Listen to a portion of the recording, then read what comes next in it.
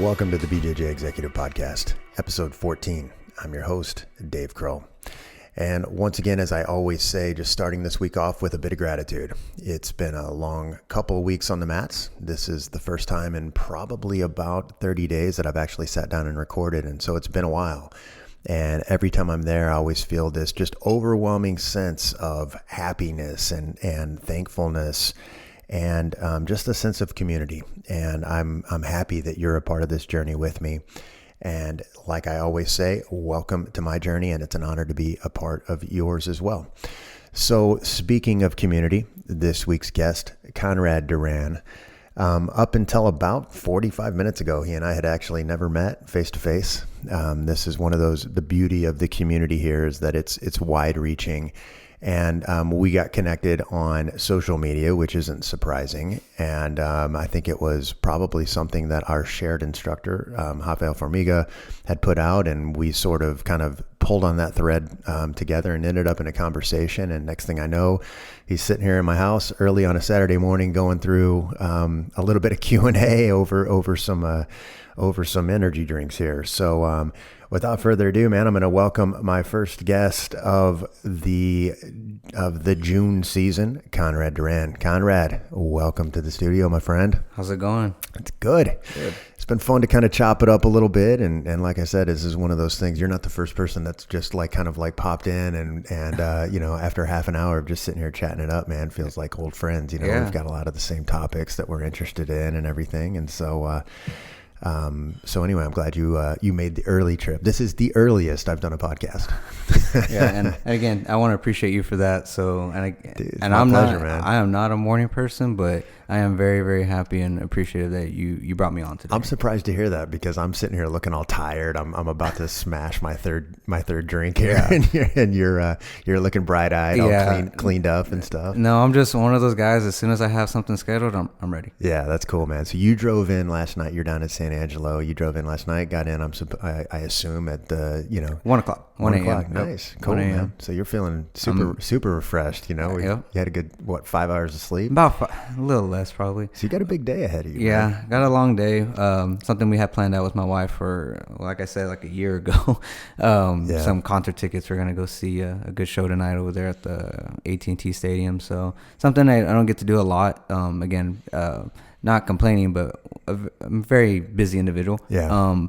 But with that, I do like to set up things and schedule them out to be able to enjoy time with my wife, go different places, and have fun. This worked out perfect, man. And this is one of the weird things about podcasting is that time sort of freezes. So like our today is different than whoever's today is that's going to listen to this, But I was supposed to be out of town this weekend, so you and I had been chatting back and forth, and the trip was to Denver to compete. The whole thing kind of just sort of crumbled because they just couldn't put a division together. And so anyway, last minute notice, you and I got to chatting, threw an agenda together, got to know each other good enough to, be able to put a good podcast together. Next thing I know, you're up in Dallas and good 4-hour drive for you. So, honestly, man, I really do appreciate you kind of putting the time because from what I can tell, I mean, the story you've got is really interesting and I'm looking forward to digging into it. But, first time in AT&T Stadium, like you were saying, Cowboys fan. You're not going to see the Cowboys. Yeah, I'm a Cowboys fan, but I'm not, and I will say diehard, but I'm not one of those Cowboys fans that thinks I play for the team. Yeah, so dude. I'm Cowboys fans are fanatics, man. Yeah, and it's something that, again, in my family, in my household, is something you're born and raised on to where you love the Cowboys. That's it. Is there any question in San Angelo as to whether or not Cowboys are the team? I mean, with Houston Texans. No, they are the team in San Angelo. 100%. They don't see any different. You'll get one of those random people that for some reason likes the Raiders. I can handle the Raiders. Yeah, dude. Go ahead. But someone likes the Eagles, and I'm just like, have you ever been to Philly? And they're like, no. And I'm just like, yeah, why would you like our arch enemy? Yeah, you're like why would you do that? But I can kind of understand it because again, like I was speaking to you a little bit earlier, like I've been in Dallas my whole life. I come in, have family here, so I've always been visiting since I was a kid. But I'm a Dallas fanatic, everything. So it's like the Mavericks. I'm a big basketball fan. So something like that. Like when I was younger, I was a big Maverick fan. So Nowinski, Michael Finley, Steve Nash, all these different guys. But I would still root for the Lakers because I'm a huge Kobe fan. Okay. So whenever they would play the Mavericks, I'm like, I'm trying to root for one team, but really die hard for the other. But it's like Kobe was different. That's a pretty good reason, though, man. If you're gonna break ranks and go, I mean, it's not like you're an LA fan. You're Kobe, man. He's one of the GOATs. Yeah, one of the greatest. Yeah.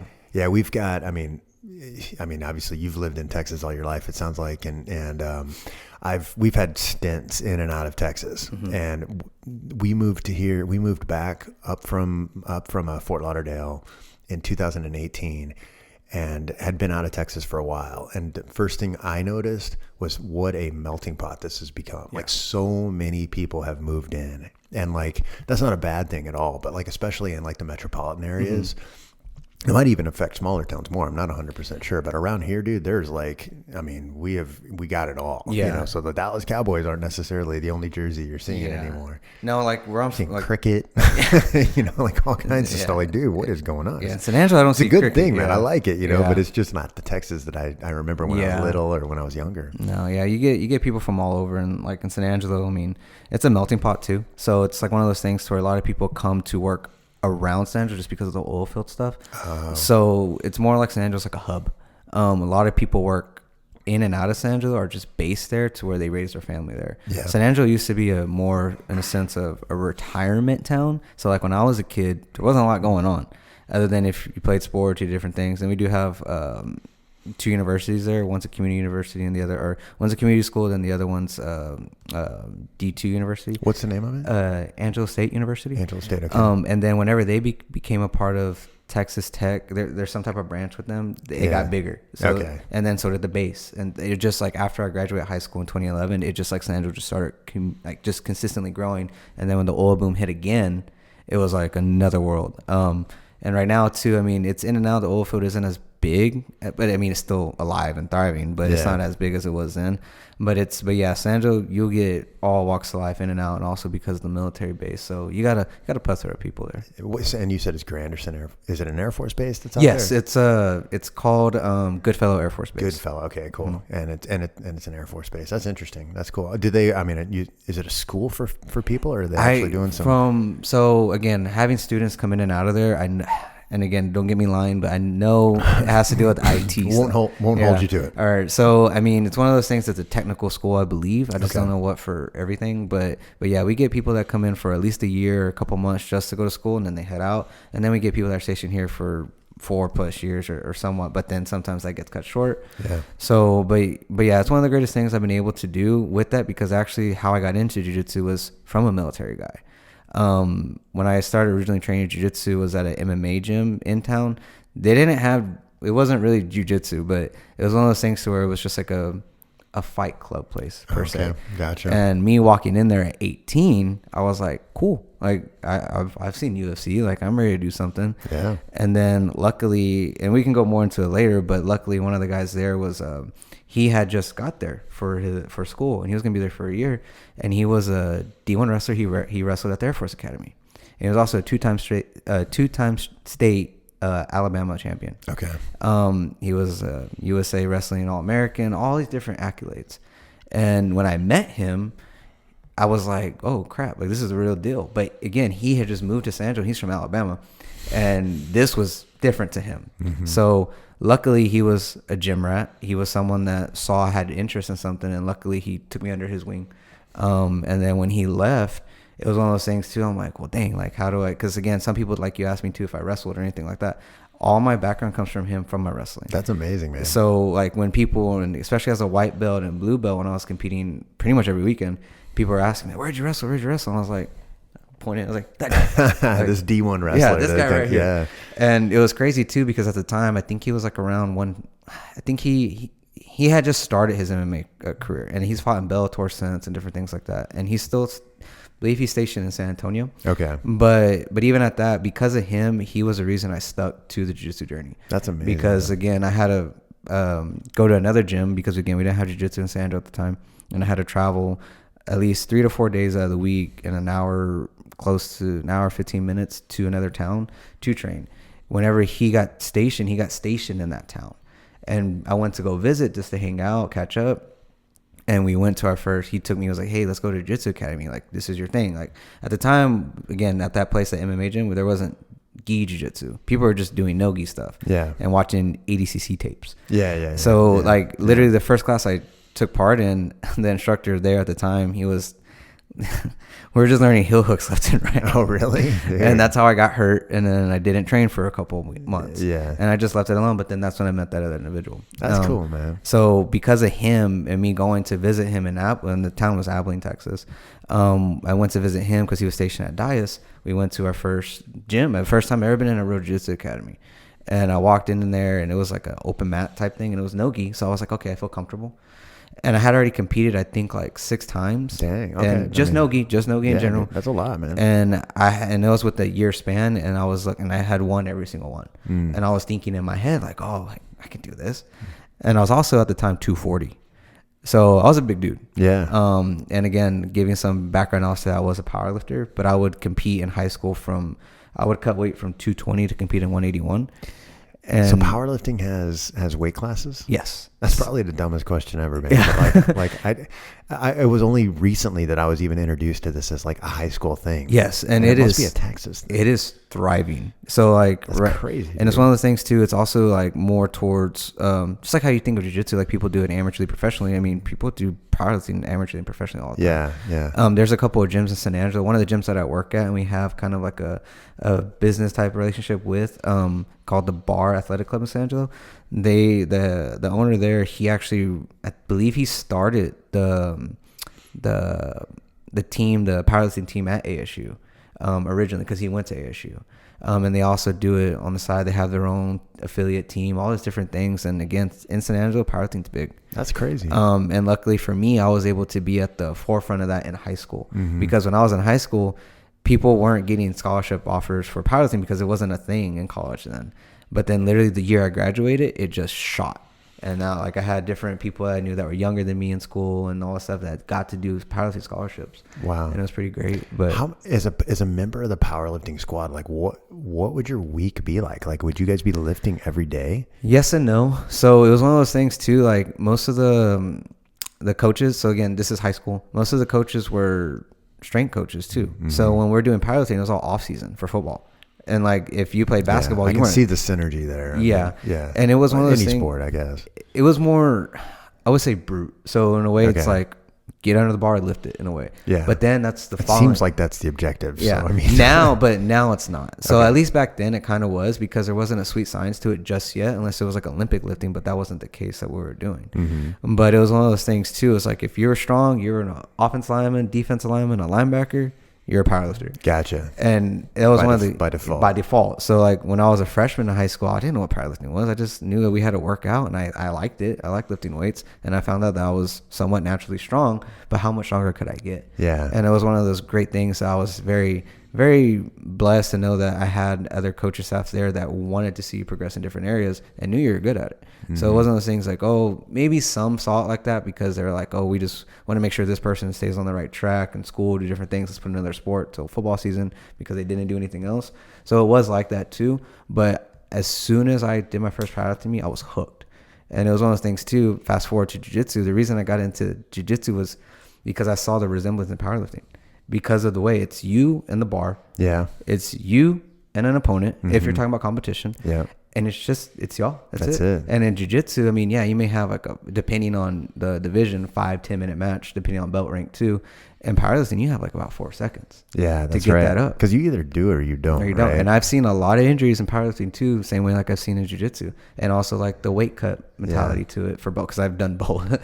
So it's one of the things too, I'm very happy that at a young age I was able to establish that young, to know how to cut weight and learn from the right people. Yeah. Because it carried me on into jiu-jitsu. But there was a stint where I wasn't a healthy individual, but then I was able to get that grasp back. Yeah. And it was very, in a sense, I'm thankful that I did go through those things in high school to understand weight cutting, understand health, fitness, stuff like that, and then translate it to jiu-jitsu. Because like, again, like in jiu-jitsu, when I started, I was 240. I was 240 pounds, and then the lowest I've gotten has been 140. How old were you when you started jiu-jitsu? So originally I graduated in 2011, so I was 18. And then I waited a little bit. I went to that gym had that terrible experience, and I had prior injuries to my ankles from football. Okay. So I re-injured an injury. Gotcha. So it took me out for a while. Because of jiu-jitsu, or well, it's because of. Well, I mean, you guys are heel hooking each other as a hobby. I mean, think of it like that. It was instruction. It was instruction, gotcha. and people not knowing what was going on. So, and I don't blame those people, period. But it was just one of those things. Especially, I mean, if you're learning from ADCC videotapes and stuff, then I mean, like, so yeah, and the world is such a different place 10 years later. Exactly. You know, I mean, it really is. Exactly. Knowledge is more commoditized, and it's easier to go get information and whatnot. Only thing you need to do is have like a resemblance of a keyword, and you'll find it 0.3 seconds. Yeah, you'll have an afternoon's library worth of. I guess the challenge is filtering it down. Yeah. So backing up just a little bit, I mean, what was it like growing up in San Angelo in the 90s? I mean, I've actually never been to San Angelo, and just connecting with you, I mean, like going back to the very beginning, I mean, you and I kind of like just exchanged messages. I think that like, actually I remember what it was. I had put something out there and it had talked about like Formiga setting a standard. And then you latched onto that. You're like, yeah, man, set the standard. And I'm like, oh, I love this dude. Yeah. And so we got messaging back and forth and whatnot and everything. But I didn't know the full connection, right? I didn't know the full connection that you've got to, Double Five or Formiga or anything like that. And then when we got to talking, then I realized you're, a head coach at a gym in San Angelo. And I'm like, where's San Angelo? Yeah. I've heard of this place. San Angelo goes under the radar a lot. So like, it's funny too. It shouldn't, because it's like, it seems like there's something that's pulling us. I mean, we talked about Kramer, right? Like living down in Sonora. And anyway, so it sounds like it's a pretty cool place. It is to people. It's funny too, because it's people that never been there that like it. And then you got the people that have been there their whole life and they're just like, oh, I want to get out. But it's one of those things too, like in my aspect of it, it's home. It's just point blank. It's home. I like traveling. I like visiting other areas. Kind of mentioned to you earlier too. It's like the Dallas area. Like I love Dallas so much, but it's like, I like to visit. You guys have a full agenda, man. I mean, so like the idea of coming up here to Dallas and knocking all these things out, getting checks in the box and stuff like that. I mean, it seems like it's a pretty good mix, you know, like now you get to go back down to a little bit more of a serene environment and get away from this sprawl and hustle and bustle. Cause that's kind of what this is. Yeah. And it very much is so. And it's also too, like in my daily life, it's hustle and bustle, but it's like, I love the city life too. But yeah, San Angelo's home. I love everything about it. I would say as a kid, going back to your question about how I was growing up, it's like, I was one of those that didn't care for it as much. Yeah. But as you grew older, as I got, I wanted to get out. But then once I got into high school, it was the eye opener. It was on the simple fact that this is my home. This is my community. I want to do the best by it. Yeah. And luckily I feel like I'm on that stage right now, but I still know that there's things I can do to get better to help the community of San Angelo. Yeah. So it's one of those things, like I said, like growing up, like I didn't appreciate it as much. And then I got older and I'm like, oh, I remember doing that. I remember doing this. I remember doing this. I remember doing that. Or this place used to be open. Well, I used to love going here to go eat. Used to play on that playground. Used to hang out with so-and-so over there. We're having things happen to us as a kids, like trying to walk the streets or whatever, and people trying to jump us or whatever. Like I have stories, but San Angelo is a great place to raise kids. It is a community-based area. But yeah, you still get people that want to get out, just like because it's still considered a small town to some. So, but it's growing every day. Yeah. Sometimes people like want to get out for different reasons too. Sometimes just like, look, I need to cut my teeth on my own, and they could grow up in downtown Dallas and all the opportunity. And I've had that feeling. Yeah. And I've had that feeling before. So it's understandable. That's cool. Any place that's got, I mean, you got a couple universities, you got a military base there, but you're uniquely kind of positioned like geographically where there's nothing to connect, like Denton, where you've got a connection to Denton, right? Denton is effectively North Dallas, right? It wasn't always, it has a university. It's got some economic activity. Like there's like what is it? I can't remember the name of the manufacturer that's up there, but it's like a big employer, a few big employers, but you're close enough to Dallas that eventually it does all just absorbs like Denton, Dallas is Dallas, but like in between there is nothing but sprawl. And with San Angelo, you've got all of this like economic hub and everything, but you're not close enough to anything to just absorb all of the things that people would like about a small town. So it sounds like it's got a good mix, It does, because I mean, it's also agriculture life. Like also too, it's like I know like around the smaller towns around San Angelo, it's a lot of cotton growing. Oh, really? So, okay, cool. And that's the other thing, like, and also too, it's like the different, like, let's say like companies like you were mentioning, like in Denton, like one of the bigger ones too is Johnson & Johnson in San Angelo. Really? Yeah. Dang. So what are they doing down there? It's a plant that goes through, I think, and don't get me lying, and it's kind of sad too that I don't know this very well because my mother's worked there for 30 plus years. Oh no, dude. But I'm so, pretty sure she's gonna when listen. she hears this, yeah, she's gonna be like, "I've told you," and I'm like, "I know," but she's just gonna have to get you, yeah, get you but educated. it's a lot of like supply chain things. Oh, okay, so cool. it's just like making sure checking products, stuff like that. Oh, nice. And there's different sections that I know about, but it's a big plant. Gosh, that's cool, man. I wonder how that ended up. You know, kind There. of stemming down there. There must be a good reason. Yeah, and there's other plants too, because my mother, I mean, she was able to go to different trainings and different things where they send her to other plants. I know there's like one in North Carolina. I think there was one, I think in Puerto Rico. Okay. I'm not too sure, but yeah, I mean, there's companies coming from everywhere. That's hub. Like I keep saying, like San Angelo's a hub, but most people don't even notice that. Mm-hmm. But it is a sprawling area that's, like I said, continuously growing. Yeah. Cool. So, growing up in San Angelo, graduate from high school in San Angelo, you've got a chance encounter, it sounds like, with this rock star D1 wrestler from the Air Force Academy, yeah. which, by the way, I mean, if you're, first of all, to be a wrestler at any university, I mean, like the step up in terms of skill is meaningful enough. But the fact that the dude's in the Air Force Academy, I mean, that's probably the most impressive statement you've got out there. I'm a Marine. There's not a lot of commonality between myself and my Air Force compadres or whatnot, but I do have tons of respect for the folks that went to the service academies. I mean, like the level and the caliber of individual to do that is noteworthy. So, this guy is kind of your grappling mentor, I suppose. Is that how you would describe it? Yeah, it was just, again, like, I guess you could say just, the lines met, like we just our paths crossed. Okay. Did you know you're doing jiu-jitsu at the time, or was this you're just like in no-gi stuff and happened to be like able to go to your back? Or No, it was one of those things too. Like when I was in high school, like again stumbling across UFC, right? Yeah. So many people, man, have had that. And that's my connection. Like growing up watching, used to be called Spike TV. I remember on cable. Spike TV, yeah. When people used to have cable. That's where the Ultimate Fighter was. Exactly. Yeah. So that's how I got into this. So originally just flipping through channels, watching people knock each other's heads. I was like, ooh, I like that. Yeah. Right. And I wasn't ever like a huge boxing fan, but again, know the greats, Muhammad Ali, or Mike Tyson, everyone, George Foreman. And I loved it. I remember used to watching those fights on ESPN when they would play them late at night. So, because I mean, my mom wouldn't let us watch pay-per-views, stuff like that. Yeah. But or watching who's got $200? Exactly. Yeah. Or like watching Rocky movies. So it's like, yeah, I liked boxing, but it wasn't something I latched onto. Yeah. But then when I saw Forrest Griffin and Stephen Bonner, classic, man. and then just the beautiful dance that they displayed. Yeah. And yes, just it was beat the crap out of one another, dudes, basically. And then it was. Yeah, and then after that, just and gave each other hugs. Yeah. And it just went into a rabbit hole of me like wondering or MMA. Yeah. And then again going into UFC to where the guys that have a jiu-jitsu background, understanding the first UFC about Hoist Gracie, all those different things, and then again latching on to everything that was television related to MMA. That I think it was like Spike TV, I think. Yeah. And they had all I don't these even know different. if they're still around. I don't think not, so. Yeah. You know, probably they're probably doing like Rerun to Cops or something like that. So like whenever I was watching those things and like seeing grappling, I was like, okay, I know wrestling, but still very foreign to us in San Angelo. Wrestling's nowhere near San Angelo. The only actual like connection I had to wrestling was in high school, where there's some areas in, I guess, even in Dallas here that have wrestling, like you were saying earlier with your son, stuff like that, and different like farther areas. But San Angelo, no. West Texas, pretty much no, in our area. Yeah. So with that, being able to see those different things, I was like, okay, that's kind of cool.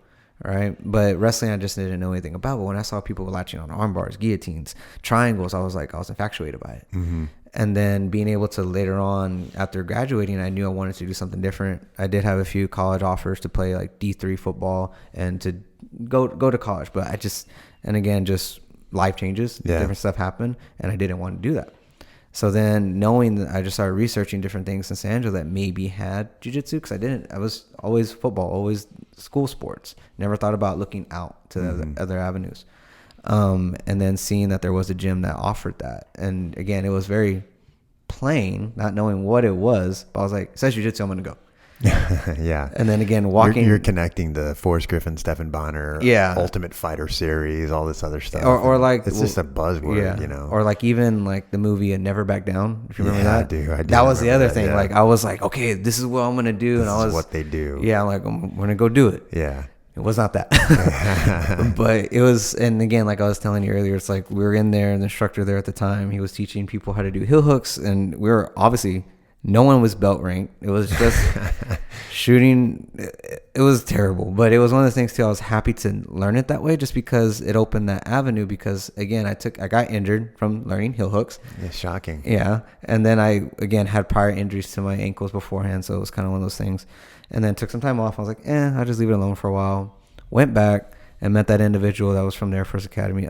His actual name is Alec Williams, and he was one of those guys too that I met. He was young too. I think he was only a few years older than me, and he wanted to fight. He wanted to have his MMA career start amateurly. Well, then there was like a band of them, and I was trying to jump on that train too, because I was thinking, okay, let me try this.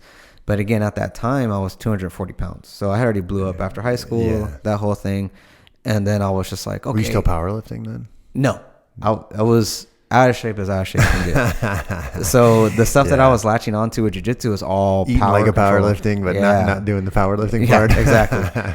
And so like basically after like graduating high school, I kind of had some saltiness in me with understanding like how much I gave to like football, powerlifting, stuff like that. Like it was gone. Yeah, it was completely gone, and I was in a short term just depressed. Yeah. Because I didn't know what else to do physically, because I still had attributes I wanted to give from a physical effort. Yeah. I mean, you'd seen enough of that, man. I mean, if you're playing football growing up, I mean, like that's about as competitive as in West Texas, original combat, you know. And then also too, like West Texas football is very different. Is that right? Yeah. So like you lived and breathed it. Yeah. I don't know if you ever seen the movie Friday Night Lights. I definitely have. And I know about this, but I've never like experienced it. So backtracking a little bit, I got to live it. I mean, you're looking at me now. Is it as dramatic as everybody makes it? When I was in school, yes. Nowadays, I'm not too sure because I don't have much connection to it anymore. And nowadays, there's probably guys that happily playing like lacrosse and stuff. I mean, just imagine the beatings they'll take on the playground. Yeah. But yeah, football. West Texas. Their parents moved down from like New Hampshire for an oil job. Yeah, they got a different view on sports. Dude. Yeah, it's different. But yeah, it's a great atmosphere. I mean, again, community based, people. Closing shop Friday nights. Dude, everyone's at the game. I need to go out there and experience that. I've seen it. I've never like been engulfed in it. So like from my aspect from it, I was at the smaller school in San Angelo. Now the other school, so like San Angelo, we have a stadium that we shared, and they currently still share it. I think it seats over 17,000. What? Yeah. For high school? For high school. But that also used to be, so originally that stadium was for the other high school, the bigger high school. And then later on, they ended up latching my school to it a few years later with ISD and all that stuff. They combined it to make everyone happy in a sense. It seems fiscally responsible. I mean, like, you've already built the Taj Mahal for high school football players. But then the other thing, it's even the college used to be there. Okay. But it was mainly for the other high school because it would seat all those seats over the college. Yeah. And my school as well. But back then in 2009, we had a wonderful run. We had one of those things to where it was a shift, a community shift, a leadership shift, and something like we were speaking about earlier about like Formiga and setting the standard. Yeah. I had a coach come in here, and he was a hometown boy. He brought all of his other high school teammates with him that were current coaches. They all came from universities, other high schools together, and they basically put the band back together and wanted to bring a stature back to the north side of San Angelo where it was winning culture. Okay. And I was lucky to be a part of that. That's awesome, man. So, like, as a kid at 14, 15, I was like, this is culture shock, and I've lived here my whole life, and I'm ready. Like, seeing the movie Friday Night Lights, seeing these different things from like, okay, this is happening, and I want to be a part of that ride. And luckily I was, to where we went deep in the playoffs, stuff like that, had the highs and lows. Having a stadium filled, I'll be honest, I never did experience the 17,000 as a player, but I have in the stands. Yeah. So, but also being able to be in a stadium to where like there's still thousands of people and they're cheering you on, cheering your name, cheering everyone around you. It's intense, and it's an amazing feeling. Yeah. And then just to go on from there to moving on to a segue of wanting to carry that on, because most people, they never get that back. And that's one of my things as an instructor now, is to make sure like even kids that are graduating high school, they have another path. If they ever want to Yeah. do something with jiu-jitsu, I mean, it's one of those things, they don't know it's there until it's there.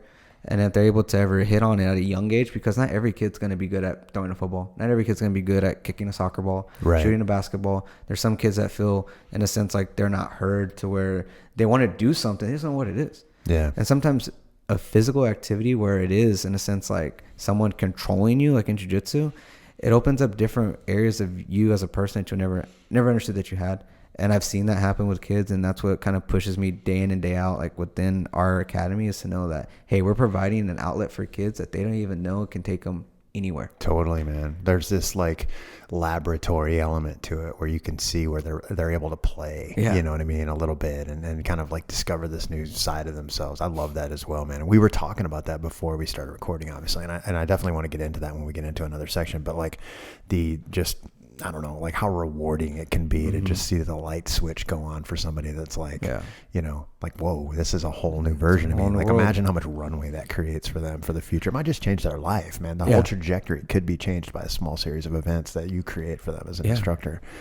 Back to the football thing, man. We've got, so like my dad grew up in small town Texas and has told me tons of stories of like, you know, basically just like Friday night light culture and whatnot. And I've passed through all that stuff. And I remember growing up, like I grew up in a big city in St. Louis. Love St. Louis, man. I loved it. Was an awesome place to grow up. And football was a part of it, but it wasn't like it is down here.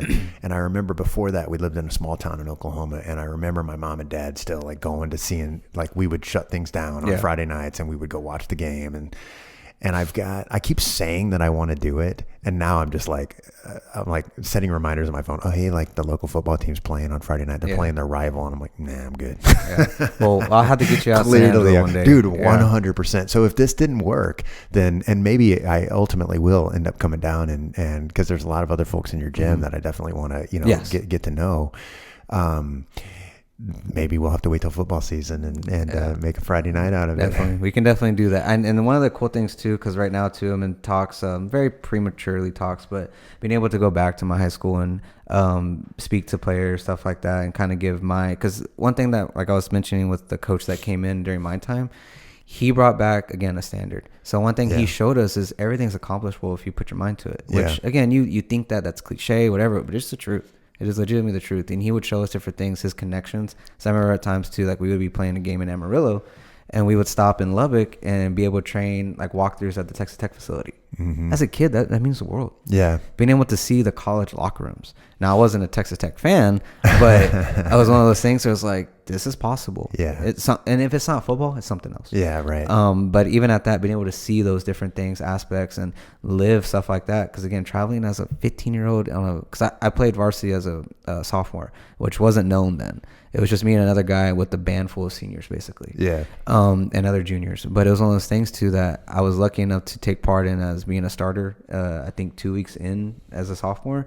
Now, that happened only for a simple fact of different things with the other starters above that got into some, I think it was something to do with school stuff that they weren't able to play. So they had to get benched. And then they were like, okay, you're up. And I'm like, what? And I'm like, I was the backup. And I'm like, no. We put you on varsity because we believe in you. You need to start believing in yourself. And I was like, okay. But again, this me, 15 years old, having to tell seniors what to do because I was the Mike linebacker. And I was a smaller guy. But it was a simple fact that I didn't think small. So very Yoda-esque, like judge me by my size in a way. Yeah. I didn't let people judge me. And there was no way I was going to let that happen because, again, setting the standard. But knowing that I was able to live that life, seeing those things, going on trips to where we were staying in hotels and different things like that to play football on a Saturday morning like we're playing at a college level. And it's just like, what? Like, this is crazy. That is nuts. And then translating to now, doing that stuff with jiu-jitsu and being able to go to Pans, go to Worlds, have professional fights, have all these different things. And I was glad I got to live that through high school first to know that, hey, it's attainable. Yeah. And luckily it was from a different aspect that jiu-jitsu brought. Yeah. But yeah, Texas high school football is a different story. But I'm very, very happy I got to live that. I hope that your local coach takes advantage of that, because especially the fact that you're homegrown, you're successful, you've got a good career, you're a black belt in jiu-jitsu, you're a big part of a local gym there, And it's amazing, like just being able to, not to overuse this term, but like, you know, you start creating this connective tissue for people, you know, where like somebody that's there that like, who knows when you hit them in their life, suddenly they're like, man, like, you know, look at Conrad, like you could be the person that they need to see at that moment to say like, that's a dot that I can go put in my own future timeline and go, you know, strive to be like I didn't even know it was possible. I was thinking it was, and then, but look at this guy. That's definitely happened to me, man. Like, especially in transitory parts of my life. I remember leaving the military, dude, I was freaking lost, man. I just needed to keep moving forward. And I was looking for somebody that was a step ahead of me to see what was possible. Like, it's just, you know, that's just the way it works, man. So hopefully they take advantage of that. That'd be crazy if they didn't. Yeah, it's something that, because actually it's from other mutual friends that are within like the booster clubs. So they've dude, that's a freaking different world. Man. Booster club is like, you especially in football, I've talked about it on the podcast because I'm on the wrestling booster club, different level, right? Like we're just normal dudes. Football is different, but man, you are a commander. The thing with the booster clubs is mostly ran by players' mothers. Moms? Yeah. Really? From what I've seen. I didn't know that. Okay, so it's only dads on. So it's different. I'll tell you this too, because it's very similar to it's like. Not only dads. That's not true, but it was definitely not predominantly mothers. Yeah, you know? but like in our aspect, it's like, so I come from an area too where it's a primarily single parent household. Right? Oh, really? Okay. So like that's what I grew up with. But my mother was one of those that she knew, she was like, my job is to make sure my son stays in line. Mm-hmm. And she raised me like a drill sergeant in a way. I asked you this morning too if you're a former military, and you're like, nope, I got a Hispanic mother that just locks me on, dude. And it's something that I've stuck to. It's one of the things too. It's like, I'll be honest, like I curse a lot, like, but when I'm around my mother, even at 30 years old, I'm like, oh, like just because she locks you up, and it's just one of those things. So like, I respect her so much, and I appreciate everything she did for me, and my sister growing up, and it's one of those things. So I never want to disappoint her. That's awesome, man. But it's one of those things too. It's like she knows I have some stories of high school that I was lucky enough to hid from her. Like, because a lot of people thought in high school I was a clean cut individual. Yeah. But I mean, I was a kid, partied, did different things. But my whole goal was always to make sure I was doing everything right. Yeah. And still, I mean, kids mess up. But even at that, it was just one of those things to where she knew that her job was to make sure she got me to practice.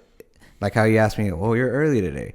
She used to make me early about an hour to everything. Yeah. So because again, she's a single mother. She worked. It was just her. She had to drop me off early before going to work. So like we used to have like 6 a.m. Film study for football. She would drop me off there at 5:30. And I'm like, first one there, always the first one there. That's a good attribute to have, man. Yeah, and then the coaches would make sure that they're always there on time because they had to let me in. Yeah. But it was something that just carried over to where she was the one that put me on the path to understand if you want to do something, you have to always follow through with it. If you say you're going to do something, you're going to do it. Yeah. And if you fall back on your word, you need to be okay with the consequences. Yeah. So it's one of those things to where she was my first coach. That's cool. In anything. And I mean, obviously I still go to her for questions now, like obviously like more adult questions growing up, stuff like that. But yeah, like in football, stuff like that, the mothers play a huge role, at least what I grew up with. And then there were some guys too that obviously had both parents. And I've also seen that other aspect where sometimes parents get too involved. Yeah, something similar to jiu-jitsu too. Definitely relate. Yeah, jiu-jitsu as well. Yeah, there's no scholarships getting handed out on the jiu-jitsu mats either. By the way, so if you're listening and little Johnny is out there hustling, yeah, let him have some fun. Yeah, definitely. But yeah, I mean, it's like going back to like the booster club thing. Like, it's one of those cool aspects. I got asked about it. I offered it. So once I found out one of these individuals became a part of my old high school booster club, my wife is the actual connection. They work together. And I asked her, I was like, hey, just put it out there. Because they're trying to, again, change the standard. They're trying to do a whole turnaround. I'm like, if y'all want me to go out there, talk with them, kind of give some feedback. Because I was like, I remember my coaches doing that, bringing people in from different areas that they knew. And it meant a lot to me as a kid. Heck yeah, dude. Like I said, it gives you a little node to like sort of focus on, you know? Exactly. Yeah. So that's something we're looking to do during when two-a-days happen.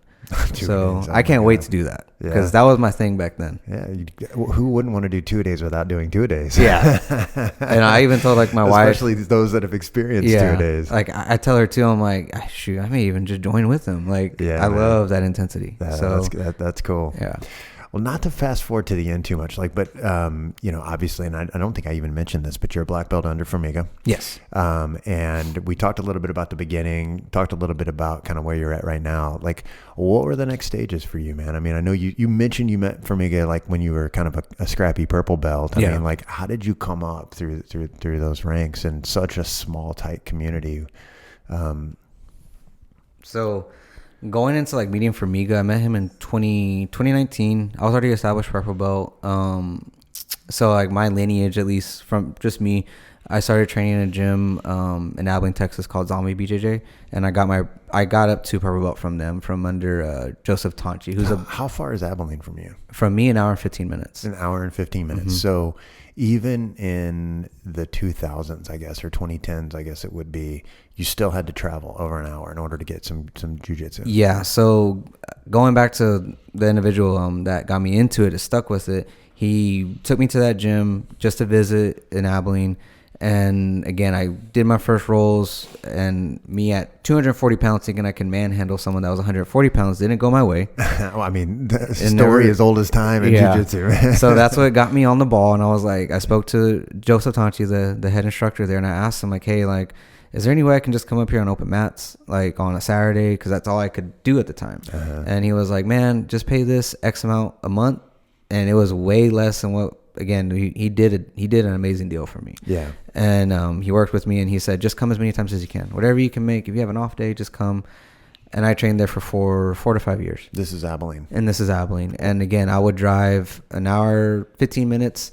I would train for about 2 hours and then get home about 11. Wow. And I did that 3 to 4 days out of the week. There's times where I would stay at his house on a Friday night so I can train an open mat Saturday, or other teammates, I stay at their house so I can train on a Saturday, to where, because again, prepping for competition, stuff like that. But it was tiring, but it was something to where, like, you love something so much, you go on the ends of the earth to do it. Yeah. But it was also one of the things too, like, I did try a couple of ways to like move, but again, it was just San Angelo was home, and I didn't want to leave. But there was also times where I did have things set up to where I could have moved to Abilene, but some things just didn't pan out. Yeah. And also too, with my wife now, but at the time girlfriend, it was like, well, we have to be in connection to this. I just don't want to move just for me, just to do a hobby, because at the time it was just a hobby. Yeah. But it was something that she knew I loved so much, where she knew like, hey, this is him. I know him. That he loves it. Just let him do his thing. And it was a crazy couple of years, but a well rewarding few years. And then fast forwarding to after Purple Belt and us trying to establish Jiu-Jitsu in San Angelo with a few people, and one of the co-owners of Redemption Jiu-Jitsu, Zach Marshall. Him coming across my path was a random one. Before meeting everyone else, was the simple fact that I just randomly ran into him at a YMCA gym. What? And I like a workout gym. Okay. So I saw him on like a machine because I was working out, and I look over there and I see a jiu-jitsu shirt. I'm like, what? You're supposed to have this. Yeah, like no one knows what jiu-jitsu is in San Angelo. Yeah. And then me thinking out loud, I was like, I'm just gonna talk to this guy. Never met him. Don't know who he is. I don't know what possessed me to go talk to him. And I was like, hey, do you train jiu-jitsu?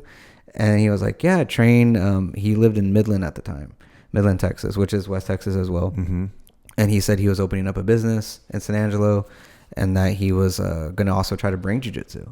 So that started that conversation. Okay. So I was like, oh, awesome. But at that time, too, I was in talks of getting a new job in Abilene. So I was like, oh, okay, like, cool. But I was all head over here, not really caring about what happens in San Angelo for a little bit. Yeah. But then, I mean, things happen, lives happen. And then luckily we're able to get a few people in to shed more light. And at the time I was training at an MMA gym too, teaching once a week, with also the guidance of my instructor in Abilene. Because he was like, dude, if you need to train while you're there, like, that's fine. Like, just help them out what you can. Don't think of anything else. Just train at that MMA gym, like, as much as you can. That way you can still stay current with everything. Yeah. And so I was doing that. I was training some people, but at the time too, no one wanted to put a gi on. Everyone thought it was the weirdest thing. Yeah. It was a lot of like almost like a language barrier in a sense. Everyone just wanted to do no-gi because everyone just wanted to do MMA. Yeah. And which is understandable too, but luckily again, that's what brought the popularity, right? I mean, is the commercialization of it, right? And True. So people see these guys without shirts on, doing essentially, doing ground grappling or jiu-jitsu, and yeah, I mean, it's understandable. Yeah. But yeah, and then segueing later on to meeting Formiga, it was an eye opener because before then, I obviously too knowing a lot of different Brazilian jiu-jitsu guys and also that Brazilian base that are from Brazil, stuff like that. But I didn't know Formiga to that point until I met him in 2019. Yeah. And then I was just shocked. Yeah. So it was like one of those things too. He was a great guy, but it was a simple fact that I saw the way he carried himself. Yeah. And it's something that I really, really respect. And to this day, I respect him as, I mean, obviously he's my professor, but I respect him on another level because I see what he does day in and day out and how he's able to establish himself and people around him. And like I've done his classes, I've trained with him, I've done a couple camps over there, but it's like, it's crazy to know like how well suited everyone is here with under his guidance. Yeah. And to know like I'm at least a part of that just a little bit. Yeah. And able to help establish that where we're at in San Angelo. But yeah, meeting Formiga was an eye opener too, just because again, not speaking bad about Formiga's age, but an older gentleman. And how he's able to do this though. Yeah. You wouldn't know that. I mean, we were talking about this, obviously. I mean, like there's this brand of people, I suppose, and I'm not speaking ill at all. Like there's just a reality. Like you get beat up a lot, you know, and so you can typically tell like this, there's this funny meme that's going around. It's like this picture of this old man and he's got a jiu-jitsu gi on and he's smiling and he's all like gray haired and, you know, banged up and whatnot. And it's like train jiu-jitsu. It's easy on the body. And it's like age 27. 27. Yeah. I've seen that. You seen that? It's hilarious, dude. I mean, that is kind of like, that's an embellished scenario, obviously, but it's kind of the classic. Yeah. And, you know, and Formiga doesn't look like he's, you know, almost 40 years old. He looks like he's a young guy and mobile. And, you know, I'm sure that's a mix of good genes and then also good jiu-jitsu, you know. Yeah. And it's fun to see because like the times he's came to San Angelo, like the most recent time too, when people are whenever someone's coming in, I kind of give a little like feedback on how they train, who they are, or whatnot, and I'm just like, I don't know, and little primer. Yeah, and then some of them too, like the younger guys, like, oh, I got this, and like, no, you don't. Yeah, and then they go, Coach, you were right, and I'm like, I told you. Like, I know. I watched him in Maine, and the cool thing about a place like that, like a camp where there's so many different people that come in, I mean, like you've trained all over. So you've got to experience so many different types of training partners. So you're probably not going to be surprised. Like if you'll know that like, man, this is going to be interesting. Like, but I'm not going to take it for granted. Some people, they just don't know, you know? And so everybody wanted to get around in because they wanted to kind of feel what that was like because maybe they don't have anybody higher than a purple belt in their remote area that they're at in wherever, Utah or something, you know? And so it's kind of a trip. Yeah. Okay, cool. So what was it like? I mean, like, I know it's got to be weird for Formiga too. For anybody, like you and I were talking, and I'm genuinely interested in what it was like to grow up in small town Texas. Yeah. He's not even from the United States, and suddenly he's got this connection with a group that's down in San Angelo. Yeah. So how did it work in terms of like just kind of like, you know, getting enough connection with him and whatnot to get promoted and you know, just, I don't know, staying at that level, right? I think it was one of those things too. I think he kind of saw, I mean, I can't speak for him, but I think it's one of those things too that he kind of saw a standard in me, maybe, I'm assuming. But it's one of those things like with it, it's the simple fact that I ask him questions a lot too. So like even at that one thing, like I tell our students, don't ever afraid to feel like you can't ask a question. Yeah. I'm available, whatever you need, just let me know. And I'm glad you said that because so many people wonder. I was like, dude, this is your journey. I mean, you're like, I don't know why people. Well, I do know why, because some instructors don't say that. They're not like that, you know, which is kind of ridiculous. Yeah, in my opinion. And I understand too. Some people think, and like going back to it too, it's like, yes, I'm the head instructor of our academy, but I still work a full-time job, just like most of us. But the idea of it too is a simple fact that I'm human, just like everyone else.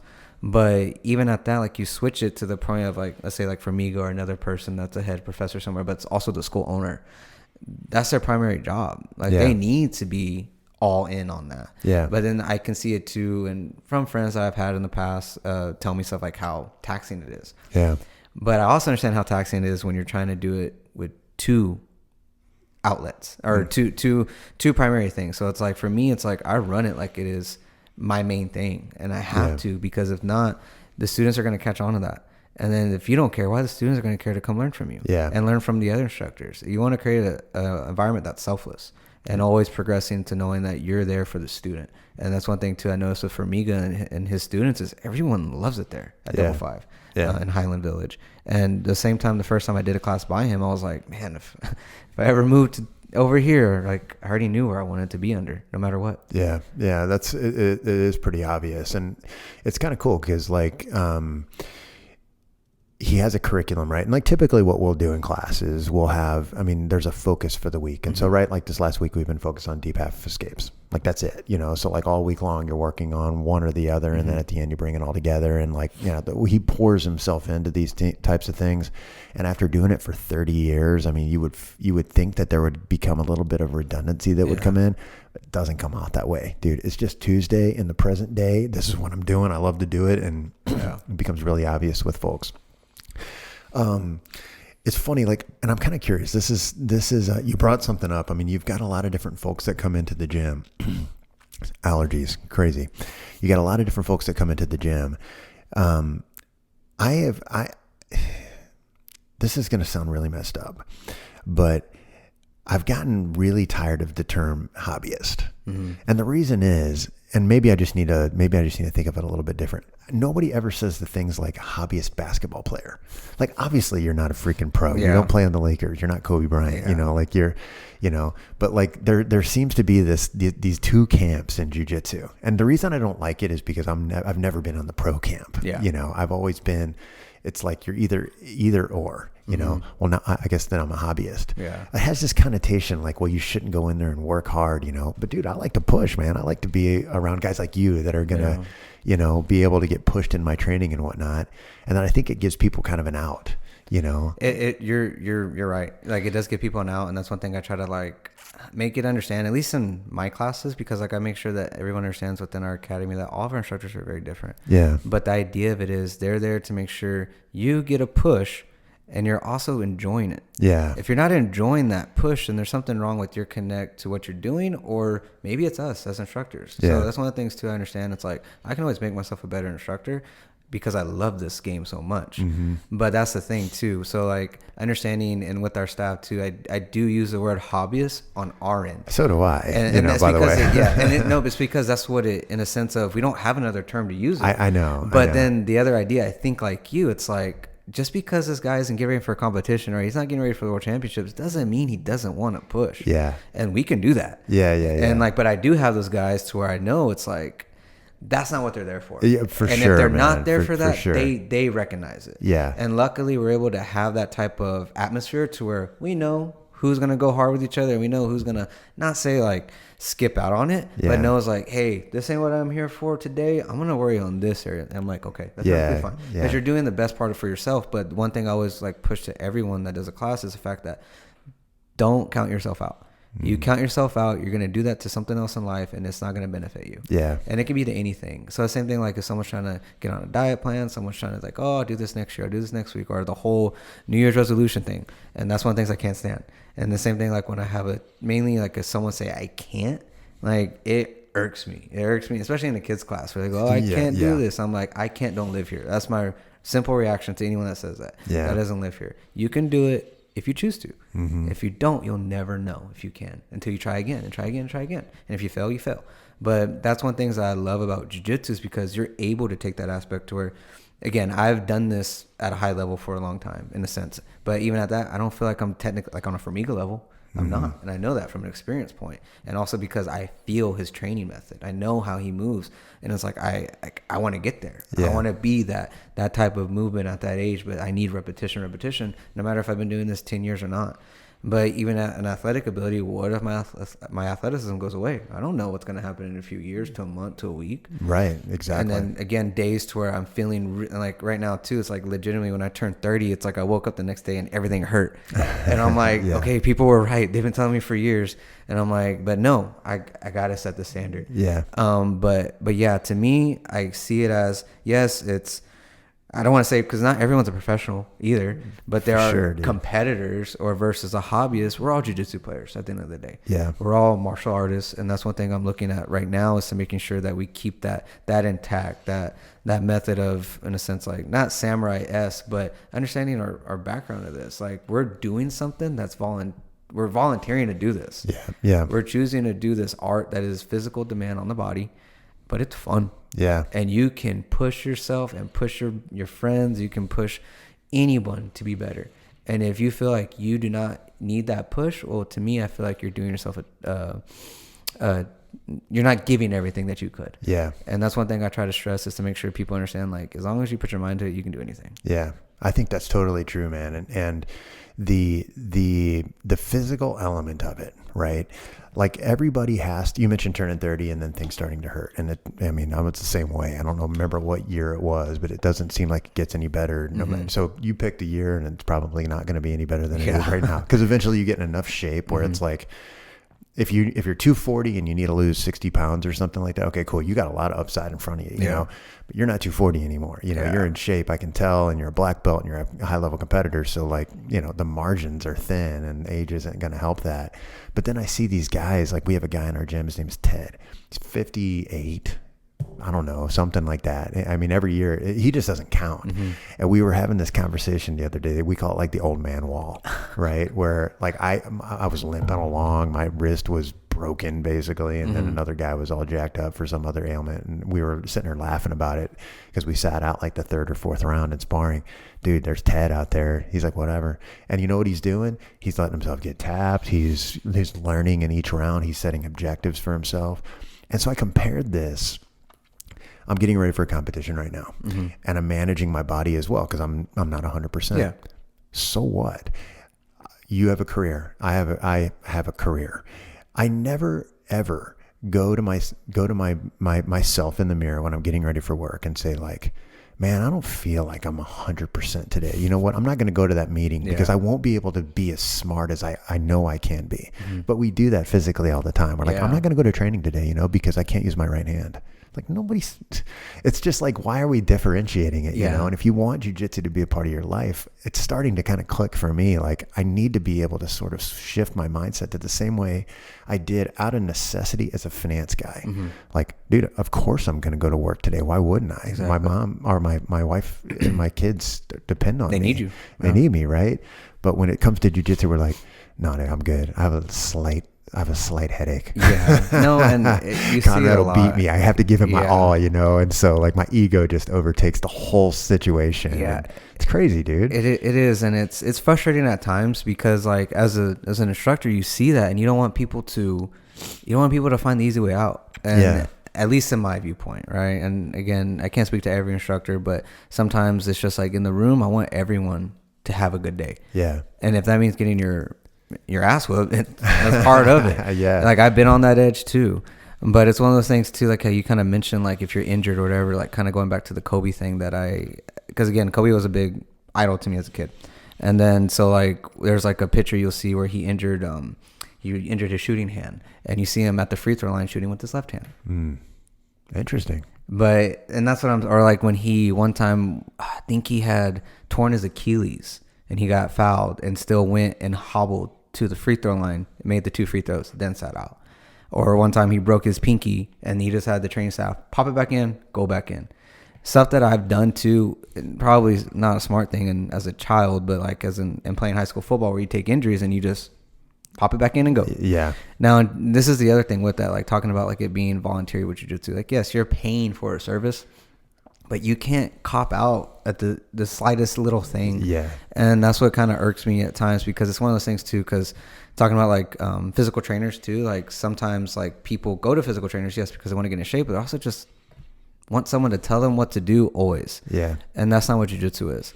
Jiu-jitsu is something that you have to partake in and understand there's a lot of extra things you have to do to get better at it. Yeah. And consistency is the most important thing of all. If you're not consistent, it's not going to matter because also too, if you get hurt, if you don't know how to work around that, you're going to fall back. And then you're going to see your training partners or your friends pass you. Yeah. And that doesn't feel good. And that's one of the real reasons I feel like so many people drop out at blue belt because I've seen probably like 40 people that dropped out at blue belt.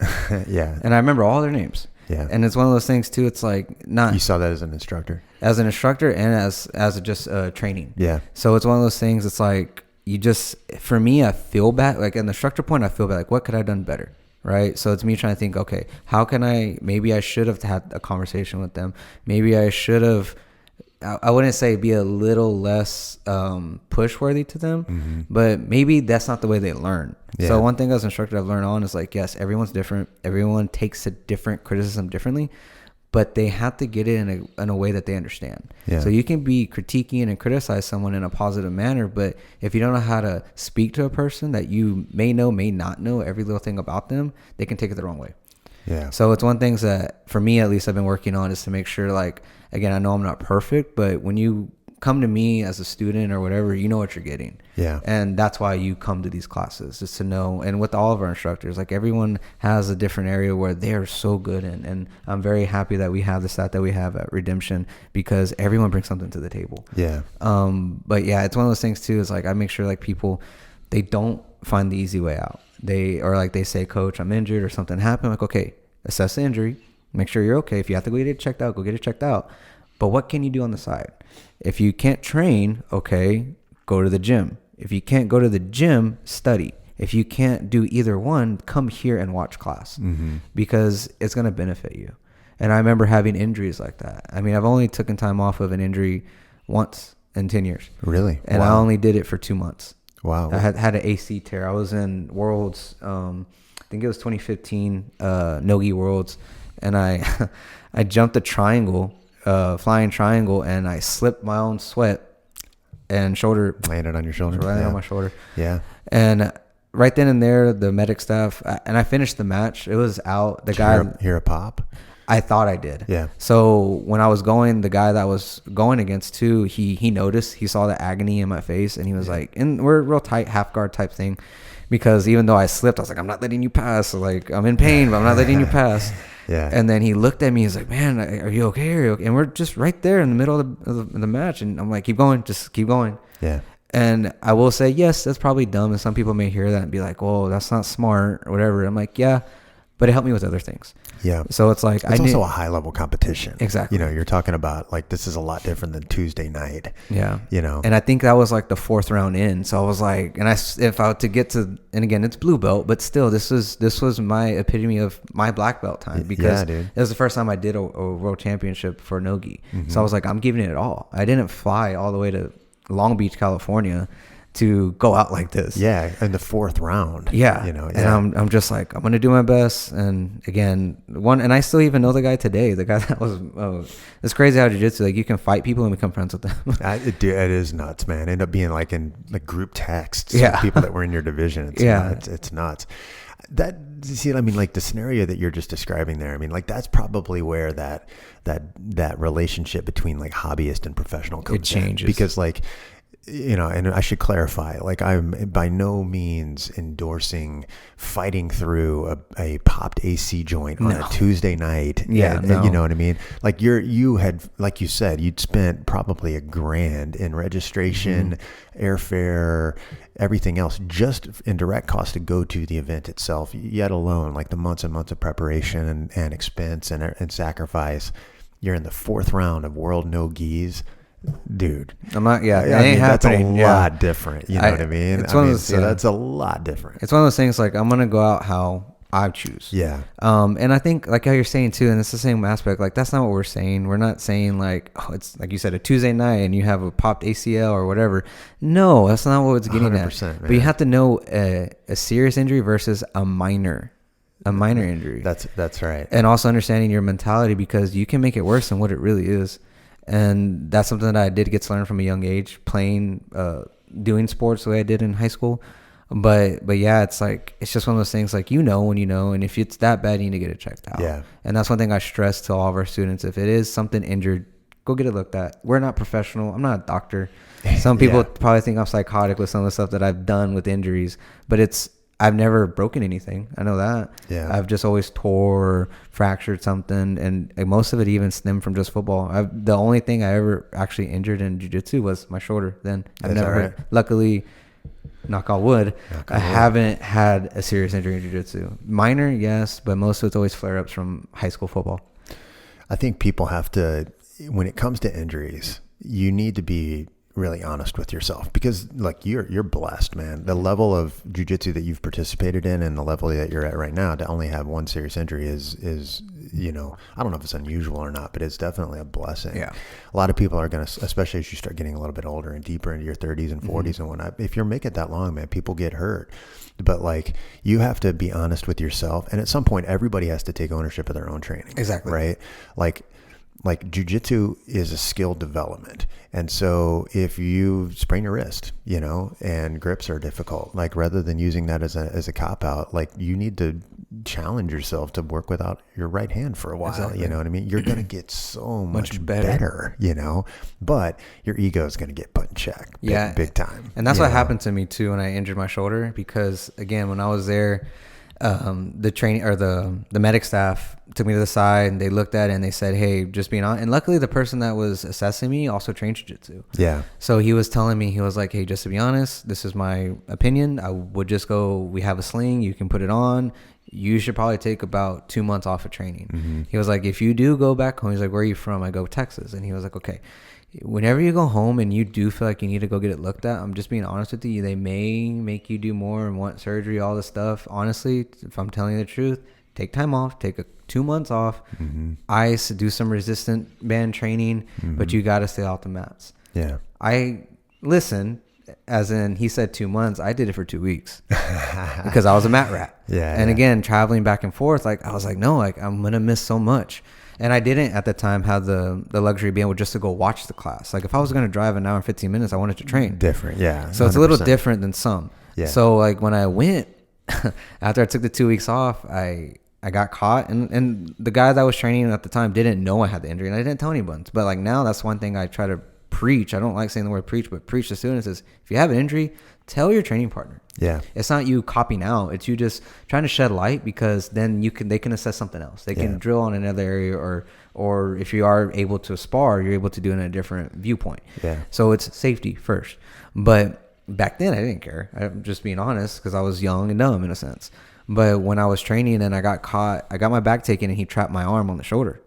And then I didn't look and I got my other hand stuck. So he put me in a lapel choke from the back, kind of like going into a bow and arrow, but my hands are caught. Okay. So that was the first time I got put to sleep. Oh, really? Because I couldn't tap. Yeah, I see. So I was like, and I woke up and I'm like, yeah, I'm taking a couple months off. Yeah. That was the dumbest thing I'd done, but the smartest thing that I had to learn from. Yeah. So it was one of those things too, like when it goes into injuries, it's understanding, like assess it, get it checked correctly. If it's minor, then yes, work around it. If it's serious, you'll know. Yeah. And you'll get it done professionally and have all the things that you need to do to get back on the mat in due time. That makes a lot of sense. So even just asking yourself if it's your ego or not. Like I went to an open mat a couple weeks ago. It was, probably maybe 2 weeks ago. And it's a smaller open mat at a new gym in the area. And I know the owner of it kind of well. He had a white belt in there. 6 months in or something like that, and had a rib cartilage injury, which you know how difficult that can be to work through. It's hard to move your body without some core engagement there. And he told me about it, and as we started, I'm like, okay, cool, no worries. Like I'll just stay on the bottom.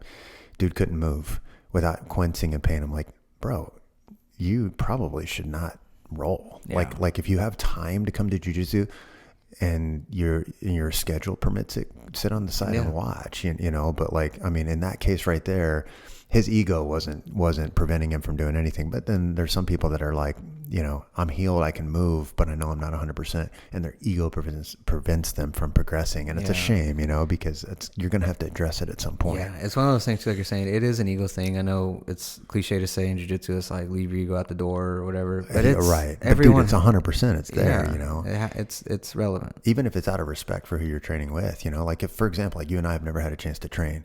You're a black belt, you're one of Formiga's guys, you drove all the way here. Like if we're rolling, man, like I don't want to tell you like, hey, do me a favor, don't touch anything on the right side of my body. I want to give you all I got so that you get good training. And even though you'll, I'm sure do whatever you want. You had a nice segue into kind of where you're at right now. And we ended up down this rabbit hole on injuries a little bit. But let's talk a little bit about, you're the head coach at Redemption Jiu-Jitsu. I don't know how big jiu-jitsu is in San Angelo, if this is the school or if it's one of several schools that are out there. But let's talk a little bit about it, man. I mean, What do you guys got going on down there? Yeah, so like we're still in a sense so Redemption's brand new still. So luckily, when you say brand new, when brand new, when did you guys open up? I think so October of last year. So we've been established since October, but we've all been training, and most of the students that we have there, I've been training for 5+ years. So we all come from another academy that we all kind of left. There were some things that happened in between then that kind of created the dismemberment of everyone and going separate ways. Mm-hmm. And luckily it brought people on a path to where we were focused on providing a community-based type of jiu-jitsu atmosphere to where we're just worried about jiu-jitsu. Yeah. And that's the main thing. Yeah, we're here to train. We're here to get good knowledge and have fun, and get a push in, because that's part of it. And luckily, like with the two co-owners, Zach Marshall and Patrick Lindsay. Mm-hmm. Patrick Lindsay is actually his I can't remember correctly, and one of them can get on to me about this, him or his wife Brandy, but their first two boys were my first ever students. Oh, really? When we originated jiu-jitsu back in 2017 with the original gym we all left from. Okay. They were the first students, and then their other youngest son came along, I think a little bit after that. Sounds like a family affair for them, man. I mean, like if they're, it's something that fam's training. Yeah, they all fell in love with throughout that time. We were at the other gym, mm-hmm. and then again, it brought it up to where now they loved it so much that they're in ownership of it. That's awesome, and man. It's a beautiful thing. Patrick is a wonderful individual. So is his wife Brandy, and their 3 boys. They're all come from an athletic background too. And again, I believe Patrick's going to be on this show hopefully in the future. I hope so, man. So we've traded a couple texts. Yeah. So his story is well worth one too, especially coming in from an athletic background. So, and I can't wait I've heard the stories, but I can't wait to hear it again. Yeah.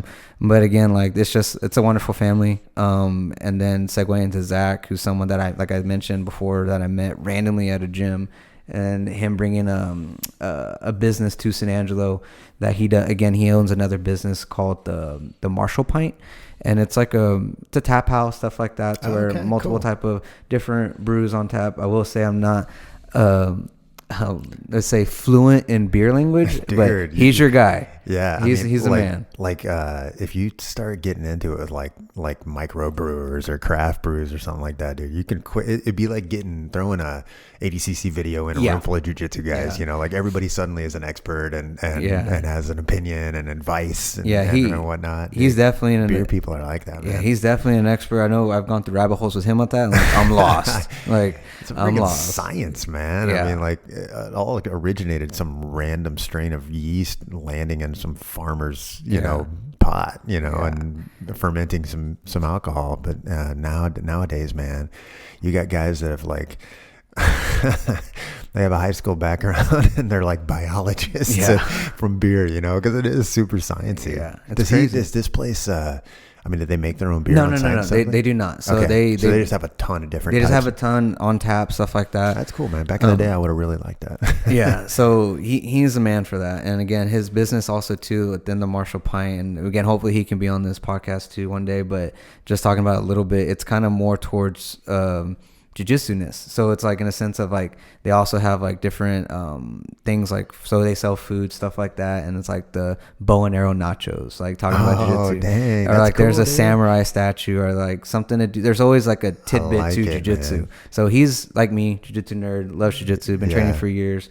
A wonderful instructor, a wonderful human. And again, with those two gentlemen being able to bring this, because again, they're the co-owners, and luckily I'm very honored and blessed that they gave me the opportunity to be the head coach and continue my passion for teaching alongside with them. That's super cool. So, but yeah, like since we've done Redemption or have Redemption operating since October, I think now we're at near 156 members. Wow, that's crazy. Yeah, and that would be a dream school for so many different people, and you guys have pulled that off in San Angelo, man. And I will say this: it's one of those things too. Like when people knew we were leaving the other place, it was a thing to where people chose sides. Yeah, I will be blatantly honest.